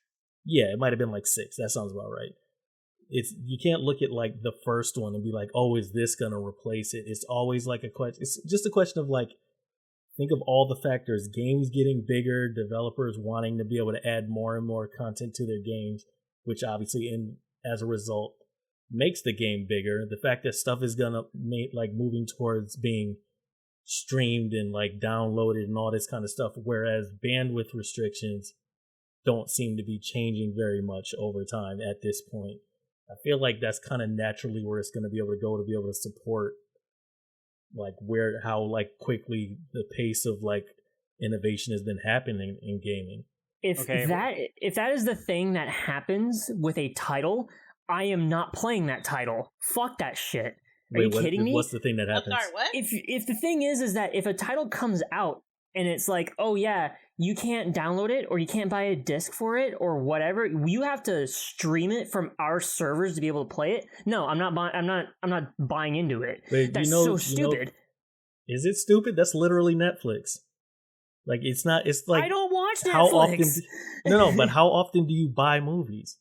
My friend does. One of my There's friends. very few people now who buy movies anymore. Like it still exists, obviously, but like for the most part, we watch. Like for me, literally every single thing that I watch, content-wise, if it's not in a theater, it's something that came off the internet. Right. It's just literally like it's the changing face of it. But okay, so here's my take on this. Do you think this is scalable? Like scalable in what sense? Like when it comes to like increasing in file sizes. Like making games like, oh, okay, eventually we're gonna have a 2 terabyte game or a 5 terabyte game or a 100 terabyte I game. think we're kind of far off. I know. I'm just saying, like, like if what you say is true that games are just gonna get bigger, do you think it's scalable? I mean, at some point, I just imagine that, like, so what I think about, is cell phones in the sense that when we first got cell phones, we might have had this conversation before. When we first got cell phones, it was per minute. You had to pay per minute, and you also had to pay for long distance. At some point, unlimited calls. At some point, unlimited long distance calls, and you had to pay for data. At some point, it turned into unlimited data. Like they always have to respond in terms of infrastructure with how the market is going. They're going to try to like obviously cheese their way out of it to get the most money out of you, as they always do. But I think it'll be scalable in the sense that if the gaming industry starts to go that way, not specifically just the gaming industry, but as more and more things end up being based on the idea of you have to stream it, the infrastructure is going to have to respond in order to be able to support it, at which point that probably will become scalable. Then I wouldn't even necessarily call it great now when you have to download 100. Like me and Zeldrick have the problem of if we download a 100 gigabyte game, that's like a significant amount of our like bandwidth for the month. That's a tenth of our bandwidth for the month. Yeah, it's not really like ideal now, to be perfectly honest. But to me, in my experience, it always ends up being there in the future. We always get like I totally remember the day when everybody would complain. Not everybody. A lot of people would complain about the concept of not even getting a physical copy of a game. And like now, a lot of people don't say a word about it if they just download their games because they're like, "Oh, we want the physical copy. We want like the user manual." Then all of a sudden, user manuals started disappearing. And all of a sudden, people started like downloading more games. It just kind of like it changes eventually right under you, whether you want it to or not. A lot of my strictly console friends, they are not down for downloading games. What you mean? Like, did they give you a reason? Yeah, they like having physical copies. Sure. Some people like having physical books. Doesn't mean the majority of people do. Bookstores have been dying like crazy. Yo, wait, don't hate on books, man. No, I'm not. I'm just saying, like, the market overall isn't those few people, which is why the change happens anyway. That's why a bunch of Barnes and Nobles closed down. Because like regardless of if some people, like some small majority still like books, most people probably just get them from like an Audible or like whatever, ebook shop they can get it from. So if what you're saying is that the future of of these games being that they get bigger in file size, and then it turns into to be able to play our game, you have to stream it from any one of these services like Netflix. Okay, so then now are we going to be? Do you think we're going to still be facing a 1 terabyte limit of bandwidth or of a data cap from all these ISPs? According to how they sell this stuff on Stadia, I think they sold it like they might have made mention of it during their press conference. Like in order to stream that game, it's like a crazy fraction of what you would get if you had to download it. So I mean, I don't know. Like, it depends on if that's true or not. But the numbers for streaming Assassin's Creed Odyssey in 4K, did you see those numbers? No, I didn't see those. It was like some crazy amount. Like, I think what was it? It was like 1 terabyte of streaming Assassin's Creed Odyssey in 4K was like 60 hours, I think. I think it was 60 hours. I could be wrong. It might be in that ballpark. Okay. But like, when you consider that, and then you live in a household with like me, who has 2 other roommates that use internet as well, and we have no cable, and all the entertainment is online. Like, we reach our data cap really quick. So Sure, but I guess you got to remember that I was saying like that is also will probably prompt a shift in the landscape of like the infrastructure itself. So like I was saying with cell phones, it's like it's actually not that easy to find a per like. But what I'm asking is like, are we going to be facing this battle, and then the 1 terabyte is gonna go away, or is it like, I think the 1 terabyte will go away. You think it'll go away? I think at some point, like, you're pretty much gonna only have. Honestly, what I think will happen, and this is weird because I honestly don't know what this looks like. I don't feel like you ever really know what it's gonna look like. But I think just like cell phones, just like the fact that, like, you know, home phones died for the most part, there's gonna be something that comes along that's better than what we currently call internet.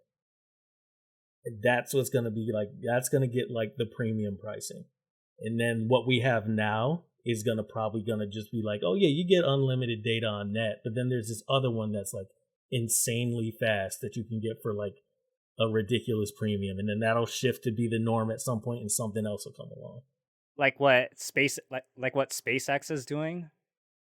Like they just launched. They just launched like their internet like service satellites. Like satellite? Yeah, that satellite thing. They say like internet data transfer is faster in the vacuum space by like the nth degree or something, maybe twice as fast. I mean, that could be it. But that's what I'm saying. Whatever it is, something is going to come along that's going to.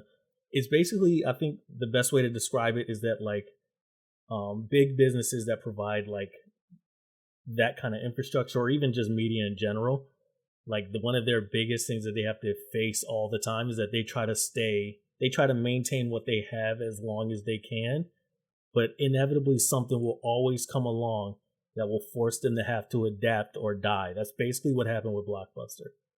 Like Netflix comes along and they're providing like, here's exactly the movie you want to your house without you having to go to the store. And then all of a sudden it's just coming directly to your TV, and Netflix was the old guy and just couldn't keep up. Mm-hmm. Sorry, Blockbuster was the old guy and just couldn't keep up.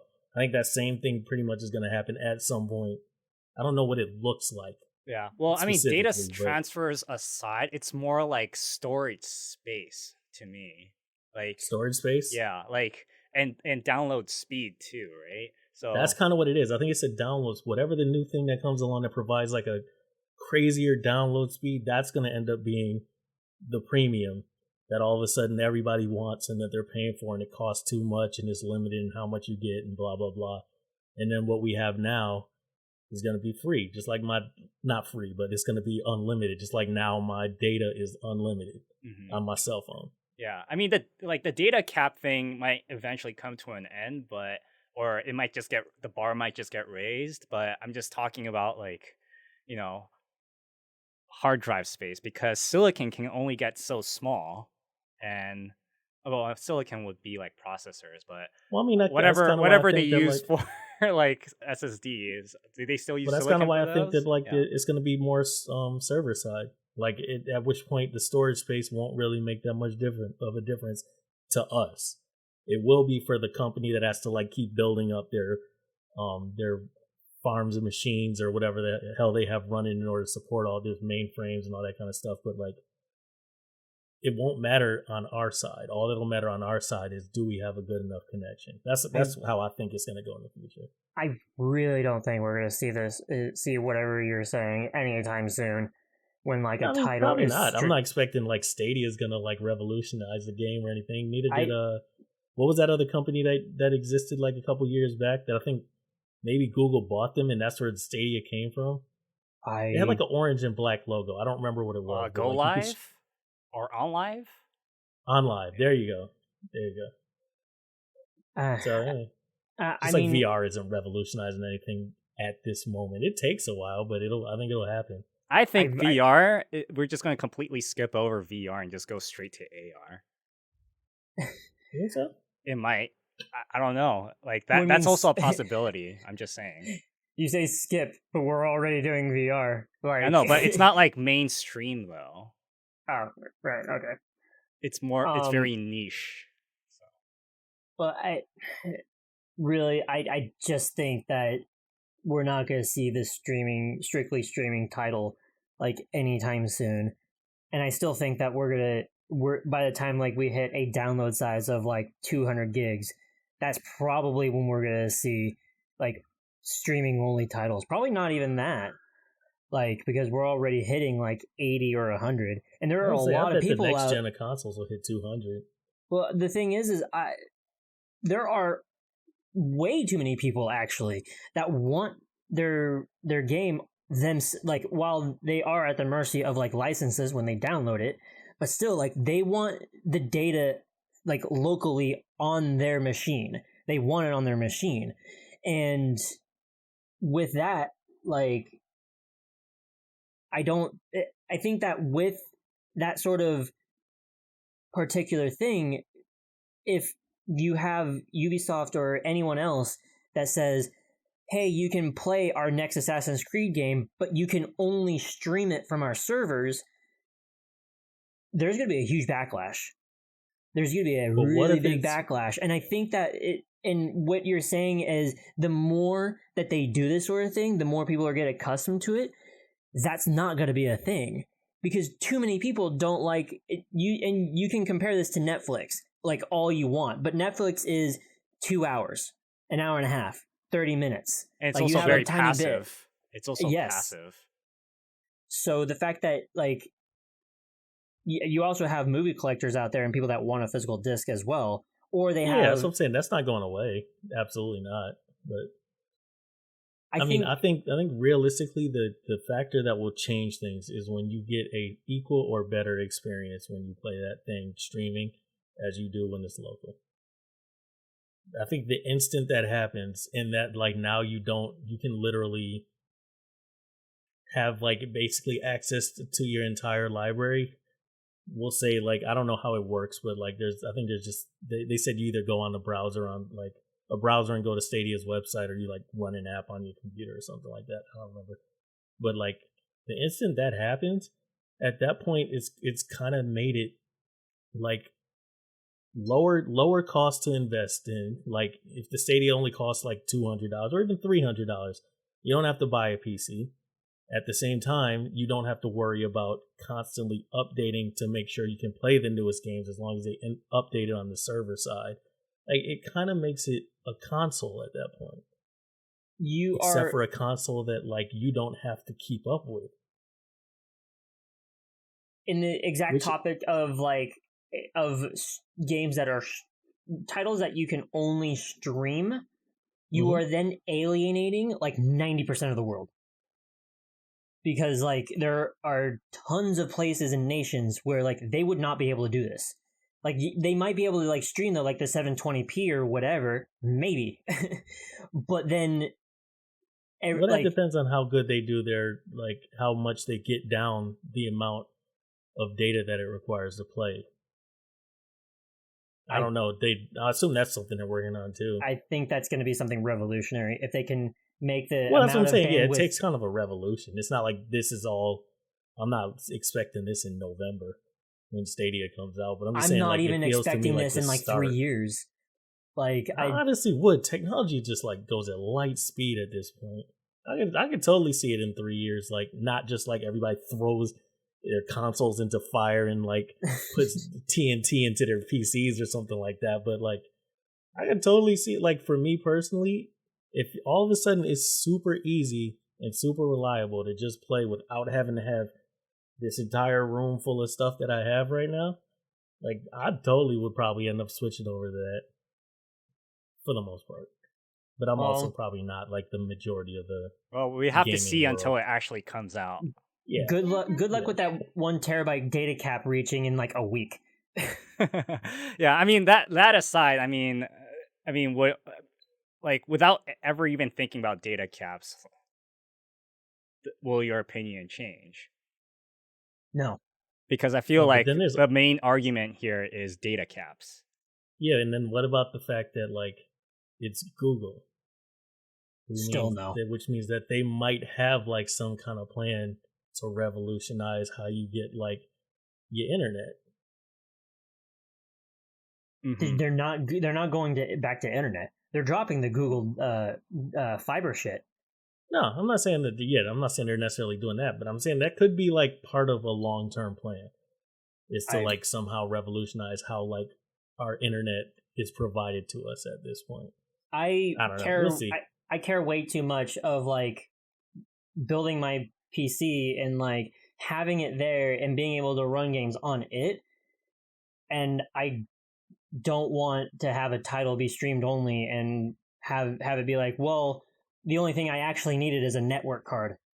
No, I want the game on my own PC and actually run it with my own technology. I guess everybody can answer this. This might actually identify something about this discussion. So does that mean that if there were not games that were exclusive to the Xbox and the PS4, that you would not get the console? I got everything. I mean, I have an option to do so. If I want the game on either console, I can be able to get it.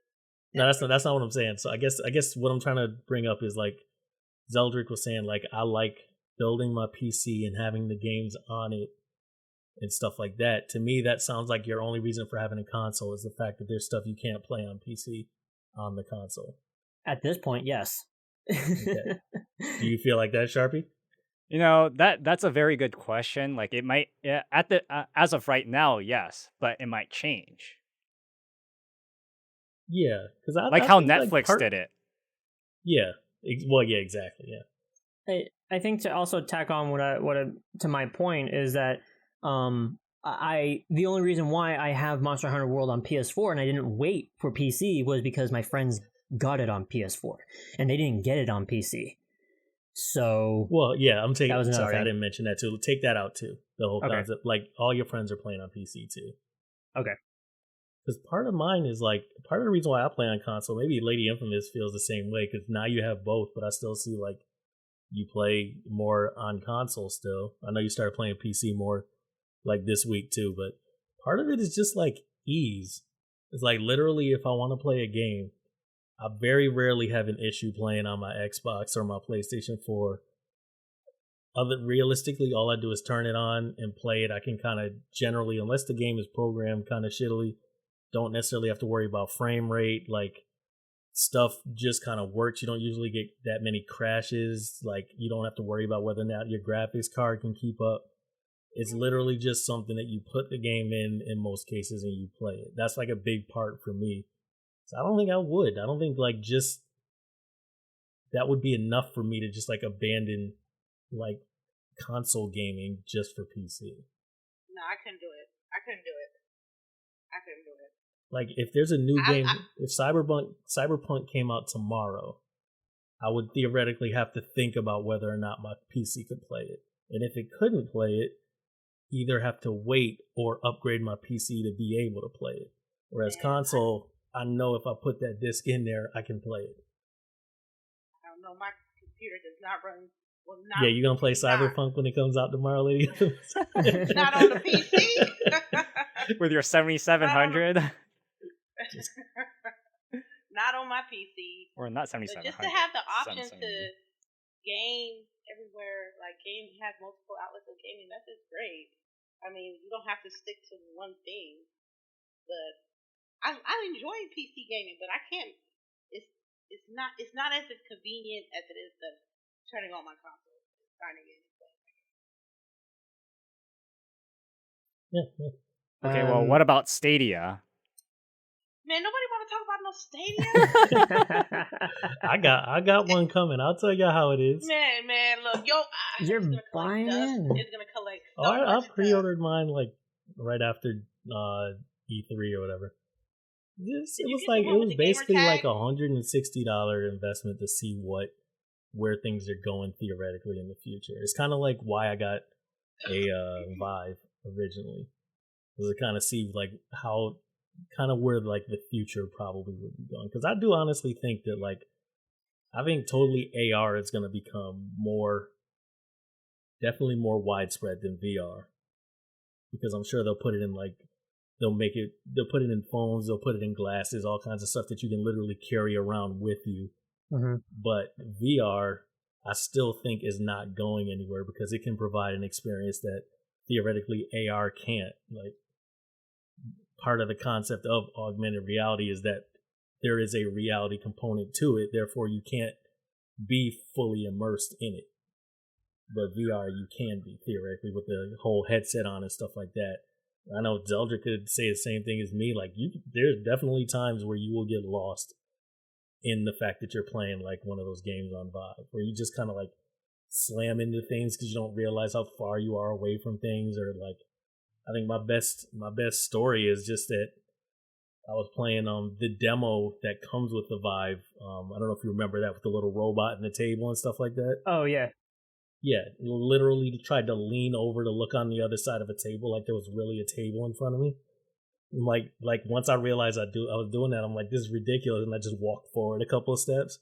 But it's like you kind of almost forget that you're not in the world that you're in, like virtually. So I think there's still a place for that. And then once they do like the holodeck, like Star Trek, it's a wrap. But yeah, I think it's just cool. I got Stadia, I got Vive, all that stuff. I might try to get the the Index, the Valve Index, just to kind of see where things are going in the future. Oh, you ordered that? No, I didn't order it yet. I said I might get it. It depends. I want to hear something about it because I want to hear that it's like dramatically different than like a Vive. Well, there are spec stuff out for it already. So, well, I mean, yeah. I heard visually, personal experience. Yeah, I heard visually, it's a huge difference when it comes to like pixelation. The other thing is that it has a higher frame rate. Yeah. Mm-hmm. Well, hopefully Stadia won't go on killedbygoogle.com. What's on there now? Like 171 things right now. Oh, is it like specifically Google products? Yeah, that, like, killedbygoogle.com. And it got killed? Go check it out. Killedbygoogle.com. Excuse me. Like the latest thing that was killed was actually this month, apparently. Something we have never heard of? Probably, yeah. Oh my god, it's a real website.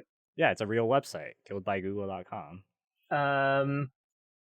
June 2019. Missing something? We rely on contributors. Oh wait, no, that's nothing. Never mind. It must not be anything. Anyways, yeah. So yeah. There's that about data. All right. Anyways, now for the Twitch things happening on Twitch. Teamfight Tactics really blowing up on Twitch. And I'm like completely personally out of like the League of Legends, the whole scene of it. I don't really know anything about that game. It feels almost like whatever League does next is just going to be the next. Well, no, I think it's more like the whole genre. It's a genre shift because Teamfight Tactics is a Autochess. Right? Yeah. And Autochess originated in Warcraft 3 custom games. And you know how Battle Royale originally started off as an Arma 2 mod? Mm-hmm. Yeah, and then it became like this, you know, Autochess became like this thing, like, I don't know if it was a custom thing on Dota, but then, you know, Dota is now bringing out their own things and League of Legends bringing out their own things. And like this huge surge of Autochess games are appearing on, you know, all over Twitch right now. And now Epic is officially making like a game called Autochess by the original creator of Autochess. This whole thing just popped out much faster than the battle royale thing and the MOBA thing like combined. Like this is so much quicker, and also I heard Autochess, like the very first time I heard Autochess, and then it being like some sort of relation to Dota 2 or whatever, I just immediately tossed it out of my brain. I'm like, I don't care. Like I have no clue that's what I was saying about League of Legends. I'm like, it's associated with a game I don't care about. I just don't care.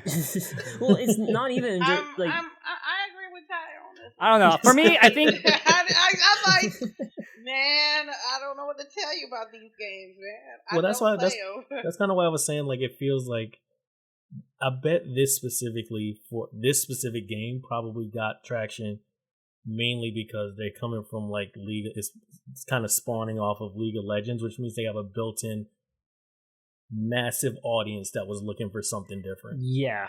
Like, well, so I feel like Battle Royale just got super diluted because of all these Battle Royale games just coming out left and right now, and then I think everybody's just tired of it. And then immediately the MOBA community or developers were like, we'll start something new, and then they just blew the fuck up because it's not a Battle Royale game anymore. Yeah, exactly.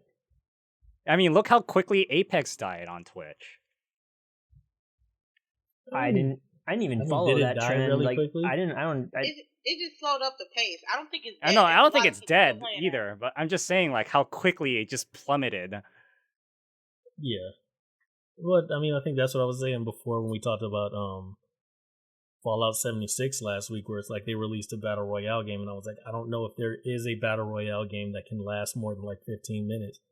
That's just kind of what happens at this point. And Apex just happened to be like the one that sort of rose to the top as of now.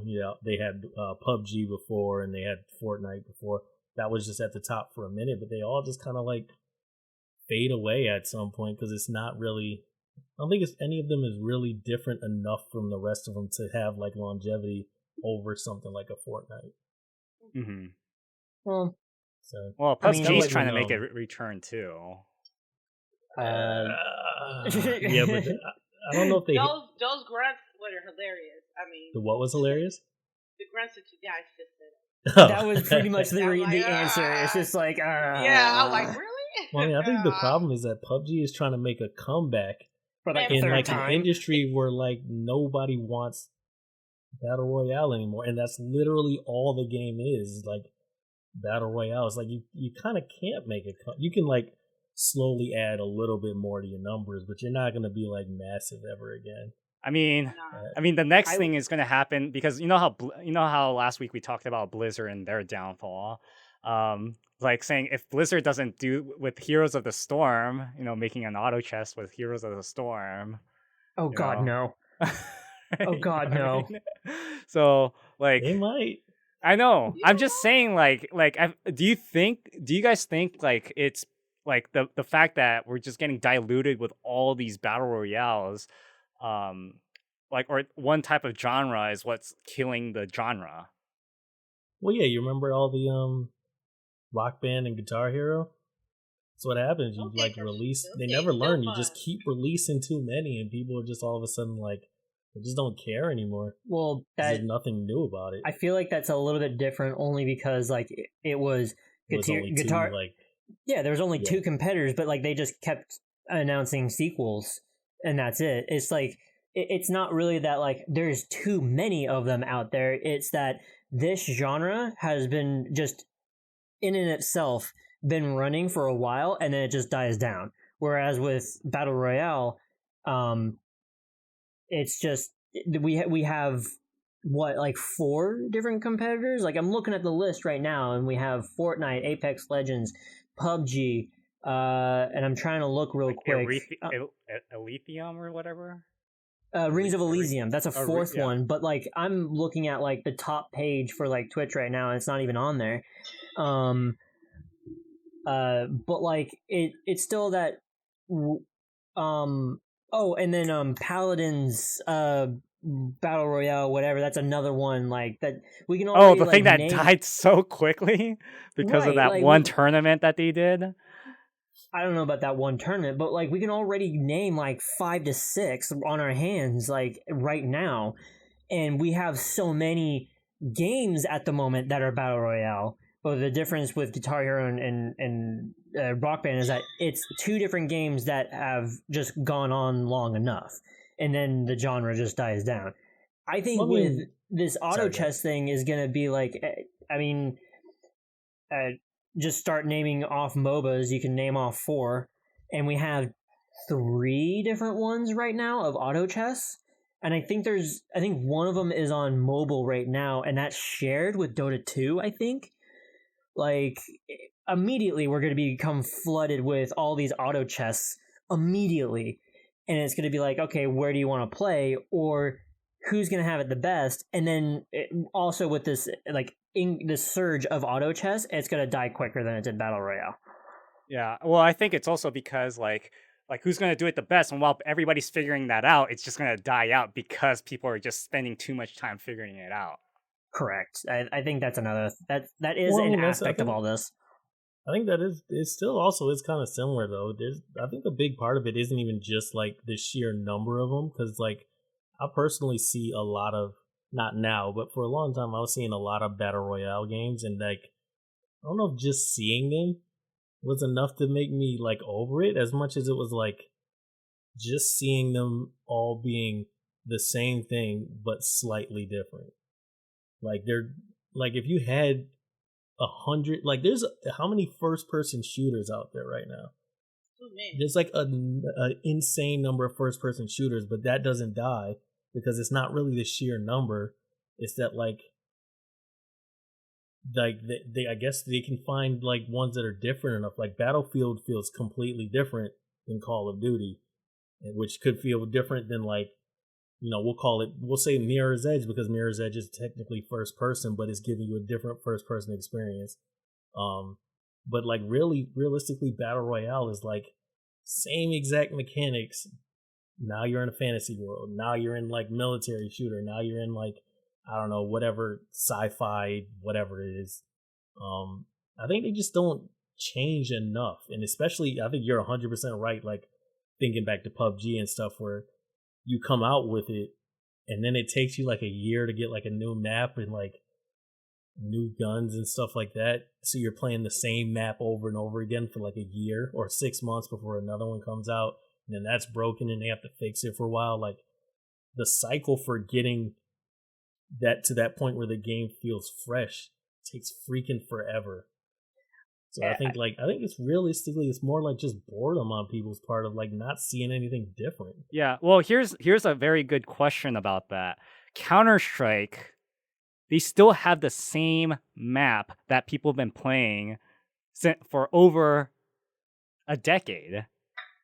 We're hitting almost 2 decades with Counter-Strike with that same maps. I think I want to say that it's because with Counter-Strike, and Valve is still like on top of the development for Counter-Strike Global Offense, right? Yeah. Okay, I just want to make sure. I didn't know if it was like, you know, a different co-developer for the upkeep or whatever. Anyways, because I think it's for how long ago that map was, but it's also like it's what people saw as perfection, and they like wrap themselves around it.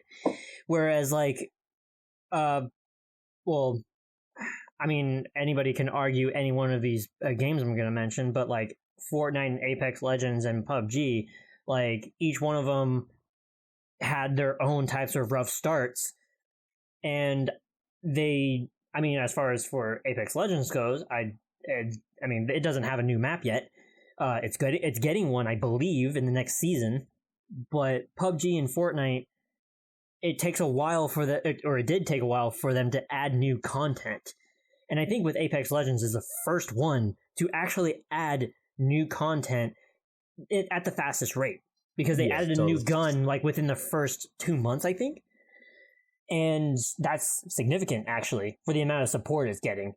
So that being said, I think that when it comes to these genres that we're seeing so much of and different games of, and in the aspect of being too tired of seeing the same thing over and over again, but a different setting and all this other stuff, it's only going to survive with as much upkeep as it can. Like, if it's going to take, say, with PUBG, that's a rough start, because it was buggy as shit, and it didn't get its first, like, new map until, what, a year later? Maybe a year and a half later? Yeah, I don't know. I think it was. forever. Yeah. So, like, that's why I see that PUBG is not on the up against Apex Legends. One of the reasons, anyways. But I think the only way that any one of these auto chests are going to stay relevant is if they keep updating it, or the support for it is like, you know, the wall between developer and consumer is like non-existent. We're like, you know, we get many frequent updates and more new stuff as frequent as possible. That's the only way it's going to work. Well, LadyInfamous, what do you just kind of spawning off of that, as being a person who plays one of these games, I think you're the last person who played PUBG, or these kind of like fad games in a way. What do you think they could have done to kind of survive a little bit, like that maybe one of these auto chess games might need to do in order to like survive? Okay, the thing with me with PUBG, I call it PUBG. It was just the textures on the Xbox that was horrible. I mean, you still landing on the zone that you're gonna land on, and the buildings didn't come in yet. All you see is just plain dirt and your items that you're supposed to pick pop-ins? So, yeah. Yeah, so the textures wouldn't be loaded like by the time you actually hit the ground. Like you'd hit the ground and see like the shell of a building and not see like. Or are you talking about the models not popping in either? Yeah. That was like a big drawback for me. The biggest actually, because those textures were rough, and I know I know PC was looking better than this. Also, it's the content. It wasn't fresh, even though that it came from PC to Xbox. They didn't have a new map. They didn't have a new mode. They didn't have anything fresh or new or riveting. We just had the same shit that PC had, and I'm like, okay, well, you get to play on controller. I did not. Oh, okay. I did play on controller, but this is the thing, though. You can't keep playing the same thing over a certain period of time and expect to be having the same kind of fun when you first experience. Yeah, well, they did that with Counter-Strike. Counter-Strike's been the same game since. Yo, I never played Counter-Strike. Well, here's what I was gonna say with Counter-Strike. I think part of that is just like Counter-Strike is a crazy competitive game.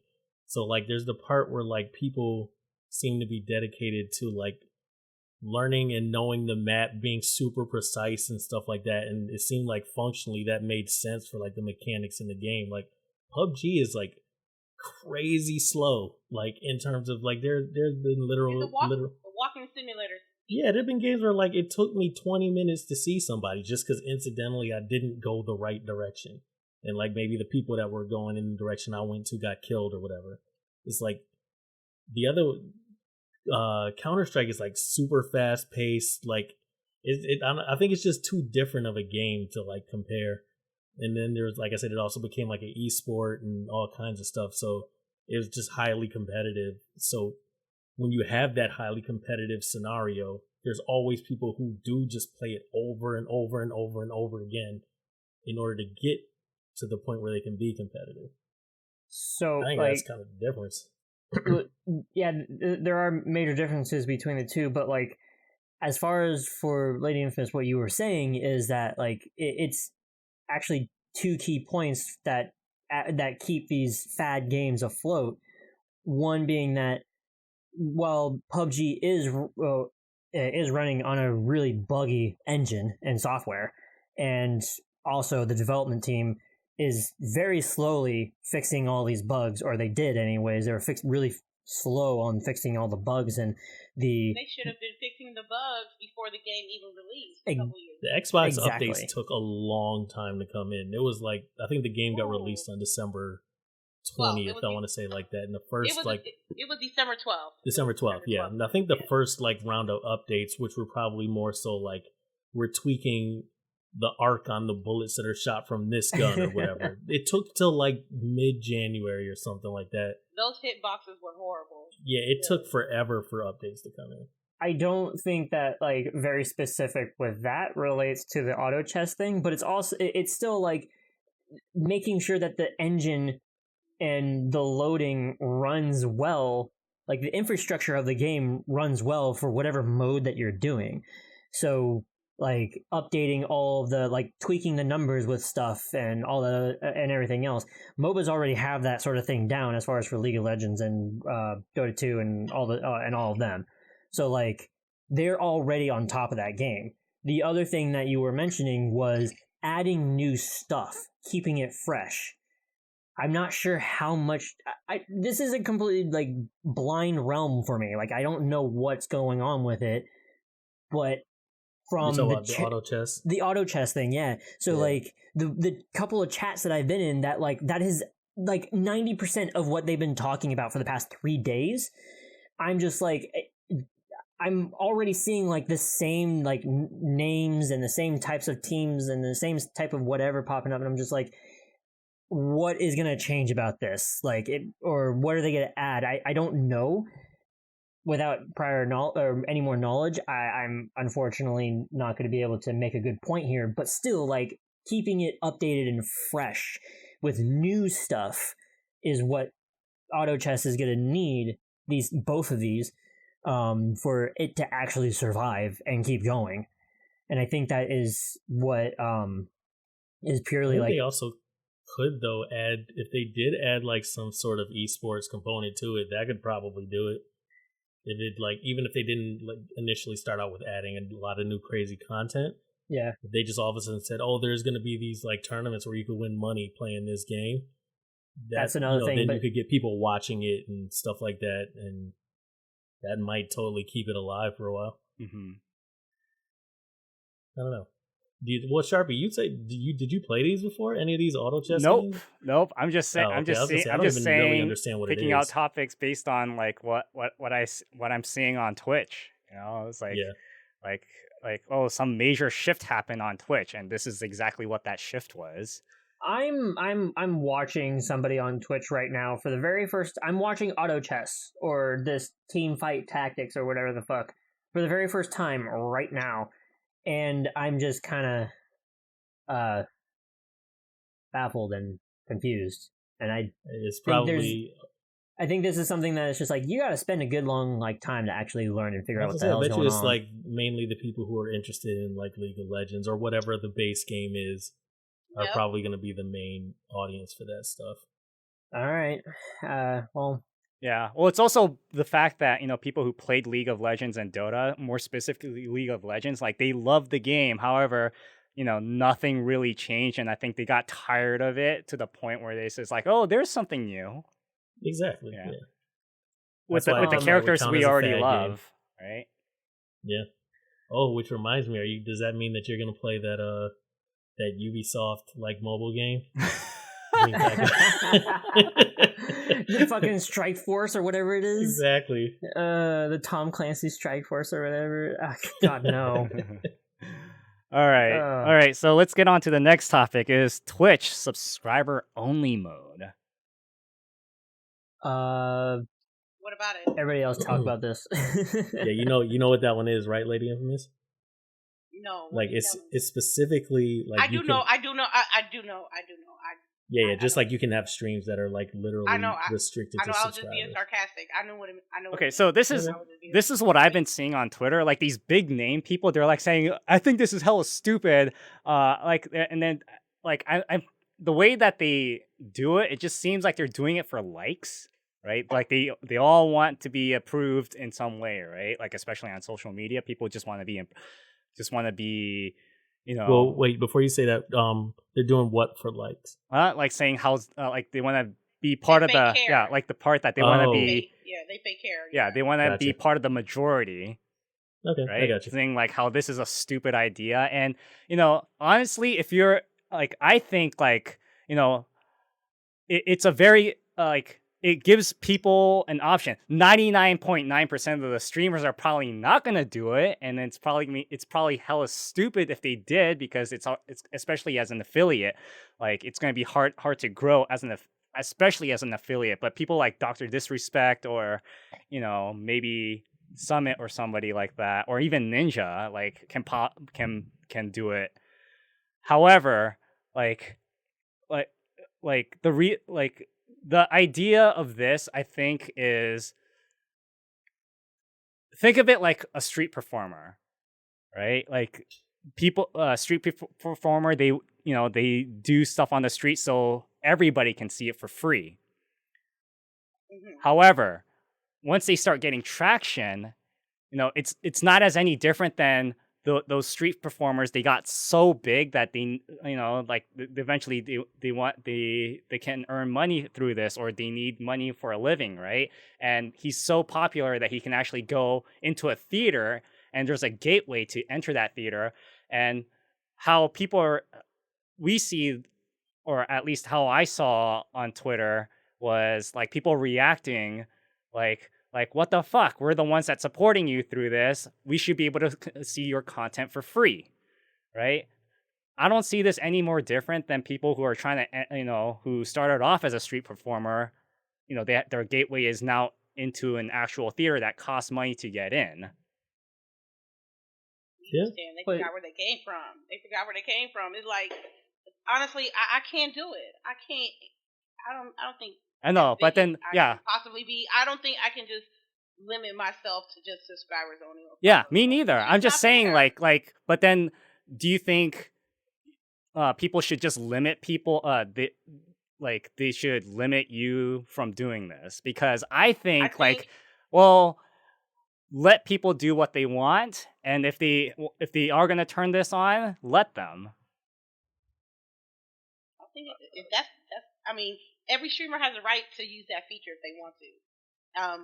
I personally think maybe it's just to weed out the trolls or the negative bots or the negative accounts that comes through a high traffic person's stream, so they can use to enforce that followers only button.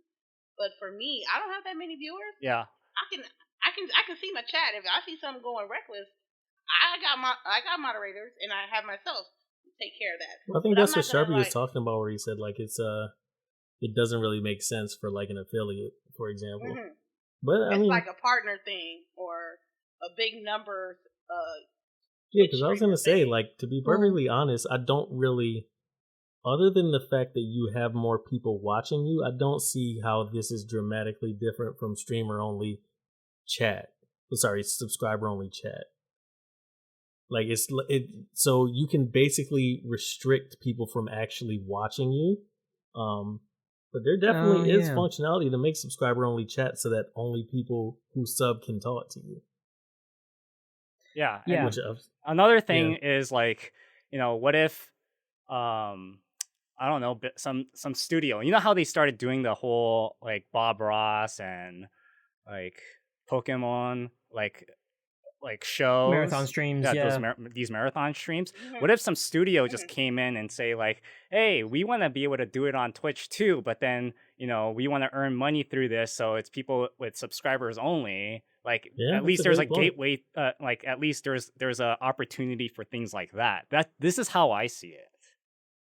That seems as a sponsor or someone who runs a business. If I'm looking at you, right, and I'm potentially trying to spend money on you, on the product that I'm selling, and I go to your stream and I see followers only, it puts a negative effect on me as a businesswoman.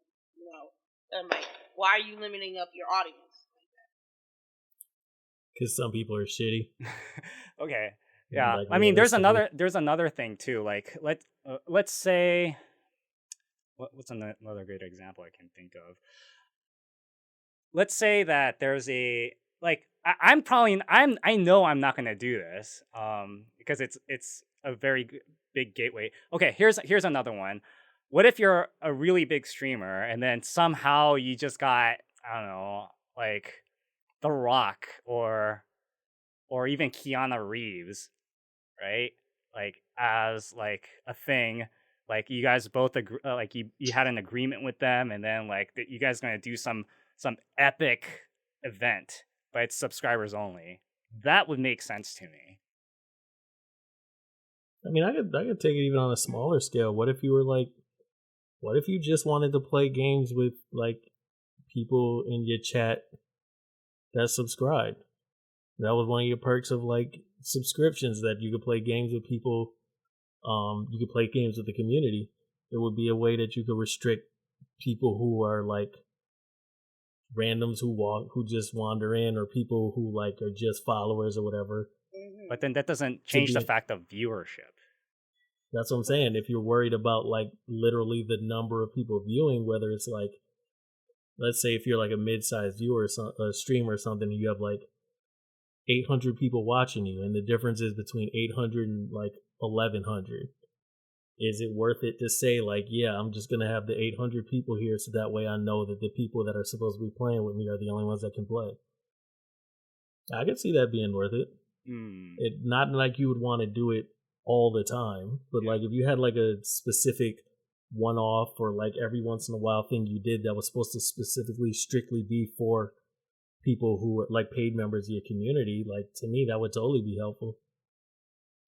Well, at that point, it kind of brings the barrier to a different location, because like I've already seen that subscriber only games or whatever. I've already seen that be a thing, but to be able to do that, you would have to subscribe to them, be on their Discord, and then join the Discord voice call or chat or whatever to then be able to join into the game. So it just in that specific scenario brings the barrier to a different location. But what do you mean it like brings the barrier to a specific location? What do you mean? Because then, well, you're limiting your viewers and the players to be subscribers only. Well, yeah, that's what I mean. If the perk is like, but that's what I'm saying. Like, there's already like subscriber only games thing, but there's just like there's a different type of hurdle that you have to go through. The difference is that people can still view your stream, and I still think that it's very limiting at that point, or limiting into the fact or into the scenario of having a subscriber only stream to have people who are subscribers to join you, if that was your point. Because with these subscriber only games that we have now before this implementation, people who don't pay or don't subscribe to the channel already watch, and we all have a good time. They have a good viewer numbers, but then like subscriber only like streams, like it. Well, I mean, let me give you a quick example because you played this game recently. What about like the Jackbox games, where you can't like? I guess you technically could hide like the command, and then you have to have somebody put like the game code into like Discord so that people get it, and then they could connect that way. Or you could just have it be a subscriber only stream where like you could just show the code like right out, on the stream, because theoretically you know that the people that you want to see it are the only ones that can see it. So this actually doesn't really go into the detail of when it's a subscriber only stream. Someone who has not subscribed has a limited amount of time to view the stream, and then so within that time frame of viewing the code, they could get in and then like still be playing the game. Sure. I remember that. So I still think that it's very specific instances. Is this actually going to be more of a, I guess, neutral to positive thing? Because like, you have you have somebody famous that's on, or you are doing a duo stream with somebody, or you're playing with somebody else that you think highly of and you want to like support them as well or whatever. Mm-hmm. The other thing being that like, what if, well, actually, no, I'm just going to shut up about that one before I start talking, because there's already like fundraiser stuff that you can do. But anyways, I don't think this is as a whole, like a Twitch community as a whole. I don't see it really benefiting many people. Yeah, 99% of the 99% of the community streamers are not going to do this. And if they do, they're hella stupid. Well, let them be. I don't know if I call it stupid. Like, I just call it like it's. I think we're thinking from the perspective of people who are trying to grow. Like, I don't, and trying to grow based on like a model that probably most people have, but that doesn't. I don't know if that necessarily means somebody's like not making the right choice by doing it, because it also could literally turn out to be that like somebody slowly grows because the only people that can watch it are the people who like actually are invested in it. And it could keep slowly growing, maybe not as quickly potentially as if you just let the floodgates open and everybody could watch it. But I don't know. Personally, I just see it as like functionality that like I'm sure people will find good ways to use it for them and creative ways to use it or whatever. And a bunch of people won't use it, but I don't know if there's a reason why it needs to just not exist. Like, I don't think it takes away from anything for it to exist, since you don't have to use it, I guess. Mm-hmm. That's actually exactly what I was thinking. Like, it'll be there, but you don't have to use it. And if you really if you don't see a reason for it, you're not going to use it. But I just only see this benefiting people who already make a living on Twitch. It's probably true. And hopefully that people that are just affiliate find a creative way to do this and make it work out for them. Because I'm sure like all of you are like me with streaming on Twitch. It's just like I mean that this is mostly what I say is that I do it for fun, and I'm already playing a game anyway, so why not just put myself out there and do it.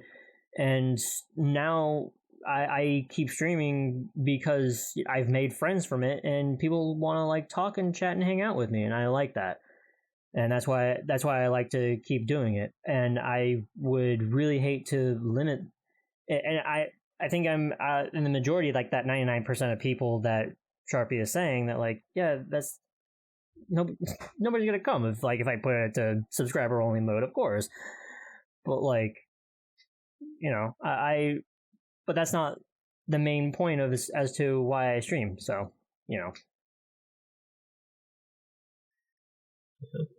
All right. So I think we all have our opinions about that. All right, cool. I think that is it for this week. You're already at. No, I got one more thing. You got one more thing? All right. I got something. Oh man. Nobody knows. This one. I don't even have that much to say. I would just like to know what two like nerds in the room have to say about it. Did y'all hear that like they're supposed to be making a live action Final Fantasy XIV series? Oh yeah.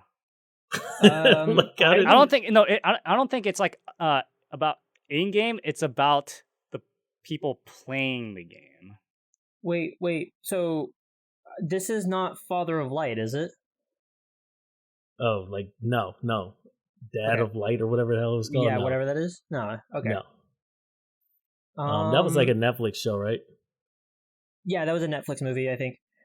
No, like from what I read about it, I think they said it's supposed to take place like in the world. What's the name of the world? Like it gives it an E or something. Like Eorzea or something. Yeah, I think it's supposed to take place in the world. So I don't think it's like a thing of following people who are playing the game. This is wild. Like, I didn't actually think this would happen at all.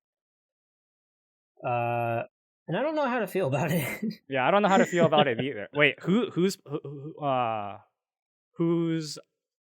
It's like Sony Pictures that's doing it, I think. Sony Pictures Japan or America? I would guess Japan, but I bet I bet it is America. It better not be Japan. I bet it's America. It's trash. It's trash already. Yeah, I think it would be more trash if it was Japan, because a lot of like Japanese produced like TV shows like this, it's not really good. Have you seen the American Sony studio whatever of like the last 5-10 movies? Pixels. Well, production-wise, I think they do it better. Like production-wise, I think they do it better than Japan. That does not mean anything. Well, what do you mean by production wise? Like the way that everything looks and how everything is set up. Like the way how like a lot. Okay, so this is my take on Japanese like movies and TV shows and like movie-based or TV shows that are supposed to be movies, is they all think like the actors, like 99% of the times they act like they're on stage, so they overact. Well, sure. Right. Like relative to like bad acting in America, like they do it way beyond. And not only that, a lot of these sets in Japan, they feel like, oh, they're not changing a lot from how it looks in real life in Japan. While in America, about I'll say I'll give them like more than 85% of the time they actually attempt to make it look like it's not, an everyday thing. Except for, I will say, I feel like there's one exception in that case, and that's when it's stuff related to geek culture. I think like a lot of the productions that I've seen that are related to anime, video games, stuff like that, it is like really theatrical to the point where it's pretty much ridiculous. Yeah. Like I think in like, standard movies, we make stuff a little bit less theatrical. But I mean, I'm just thinking about like I'm not thinking about Sony Pictures in particular, but I'm thinking about the fact that they just made a Bleach movie, and like Death Note and all those kinds of things where you watch it and it's like you're trying really hard to kind of like emulate the original content, which when you have stuff that's like game and anime and cartoon, all that kind of stuff related, a lot of the characters tend to be like bigger than life, like a Barrett, for example, in Final Fantasy VII. Like if you try to do him in real life, if you try to do it exactly like the game, you're gonna look ridiculous because he's a little bit like over the top and like, I don't know. I feel like America, we do it. That's why there's almost never any video game based movies where we're like, that was pretty good. Yeah. We always do the same. I'm just talking about the industry in general too, right? Okay. Like if you watch like Scott Pilgrim, or even like, okay, what's a bad movie in America? I was gonna say I love Scott Pilgrim. What would be a bad movie in America? That it doesn't have to be geek related or nerd related. That Dragon Ball movie was horrible. Holy crap! Yeah. She picked like one of the worst movies ever. It's not necessarily. Well, I guess you can say it's a movie, like that Death Note, the Netflix Death Note one, right? Yeah. Okay. If you just watch it, like without even caring about the storytelling or even the acting, like if you just watch it, like how they did the cinematography, the sets, and the costumes and all that, like it feels like effort went to that. Like if you compare that to like Japanese version of Death Note, like the Death Note in Japan, like the movies, like the live action movies, like they're good because of the storytelling. However, like when you look at the sets and all that, and like the set locations and how they shot everything, it feels like they did it like anywhere. Like you did it at home, and it doesn't feel like a Death Note world. Well, I don't know. Yeah. So like the. Sorry, go ahead. Well, continue on. What are you gonna say? Yeah, no, that's all I was going to say. I personally remember were like Attack on Titan and like Rurouni Kenshin, which Rurouni Kenshin to me nailed it in terms of like having somebody feel like they're in the world of the original material. Attack on Titan was really freaking weird. Like that was a terrible movie. I think both of them were terrible movies, but like I don't know if I think other than maybe Americans do like costumes different. And lighting like and camera and shots. Lighting, yeah, probably, yeah. And the set pieces. But I'm trying to think, like, yeah. Like, I think America does that way better than Japan. Yeah, I wouldn't be surprised by that. So that's why, like, a lot of these Japanese, like, live action version of anything just feels a little odd, or it just doesn't feel like it's part of that world. Yeah. Well, it's Sony Pictures Television and production company Hivemind Entertainment the company behind Netflix's forthcoming adaptation of The Witcher and Amazon's The Expanse. Okay, Ooh, we this got is a good. Witcher coming. Oh my god. So Okay. that right there is a good hope about this show. I don't know. Have you seen The Expanse? I've never seen it. I heard good things about The Expanse. Yeah. Okay. I have actually been wanting to watch it. But The Expanse is also like it's a sci-fi channel show from what I thought. But anyways, whoever wrote this Kotaku article really does not know anything about Final Fantasy XIV. But like Sharpie, how on the nose is already this just one for one the Final Fantasy XIV story? It will explore the struggle between magic and technology in a quest to bring peace to a land in conflict. That is essentially what the Garlean Empire was already doing, and it's already like the conflict between magic and technology, like since Final Fantasy VII, except 9. essentially, yeah. It's already like the entire point of Final Fantasy XIV that it's just like, yeah, who the fuck knows what this is about? Yeah. But let's see. Also promised are all series longtime calling cards, Magitech and Beastmen, airships and chocobos, as well as the live-action debut of Sid. Yeah, see, that's why I would think it's definitely based in the world. Like, otherwise, why do you have a chocobo or Sid or like? Yeah, it's set in the world of Final Fantasy, but right.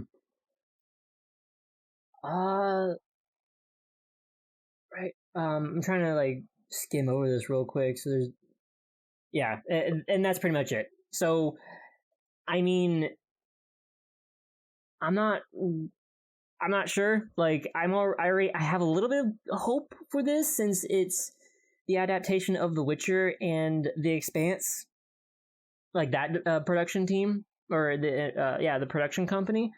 And yeah, we haven't seen The Witcher at all yet, and we don't have anything for it except for who's playing Geralt, and I think like one like 10-second thing. So like we can't even say that. Oh, wait, man, like the dude from Superman, ain't he? I think you're right.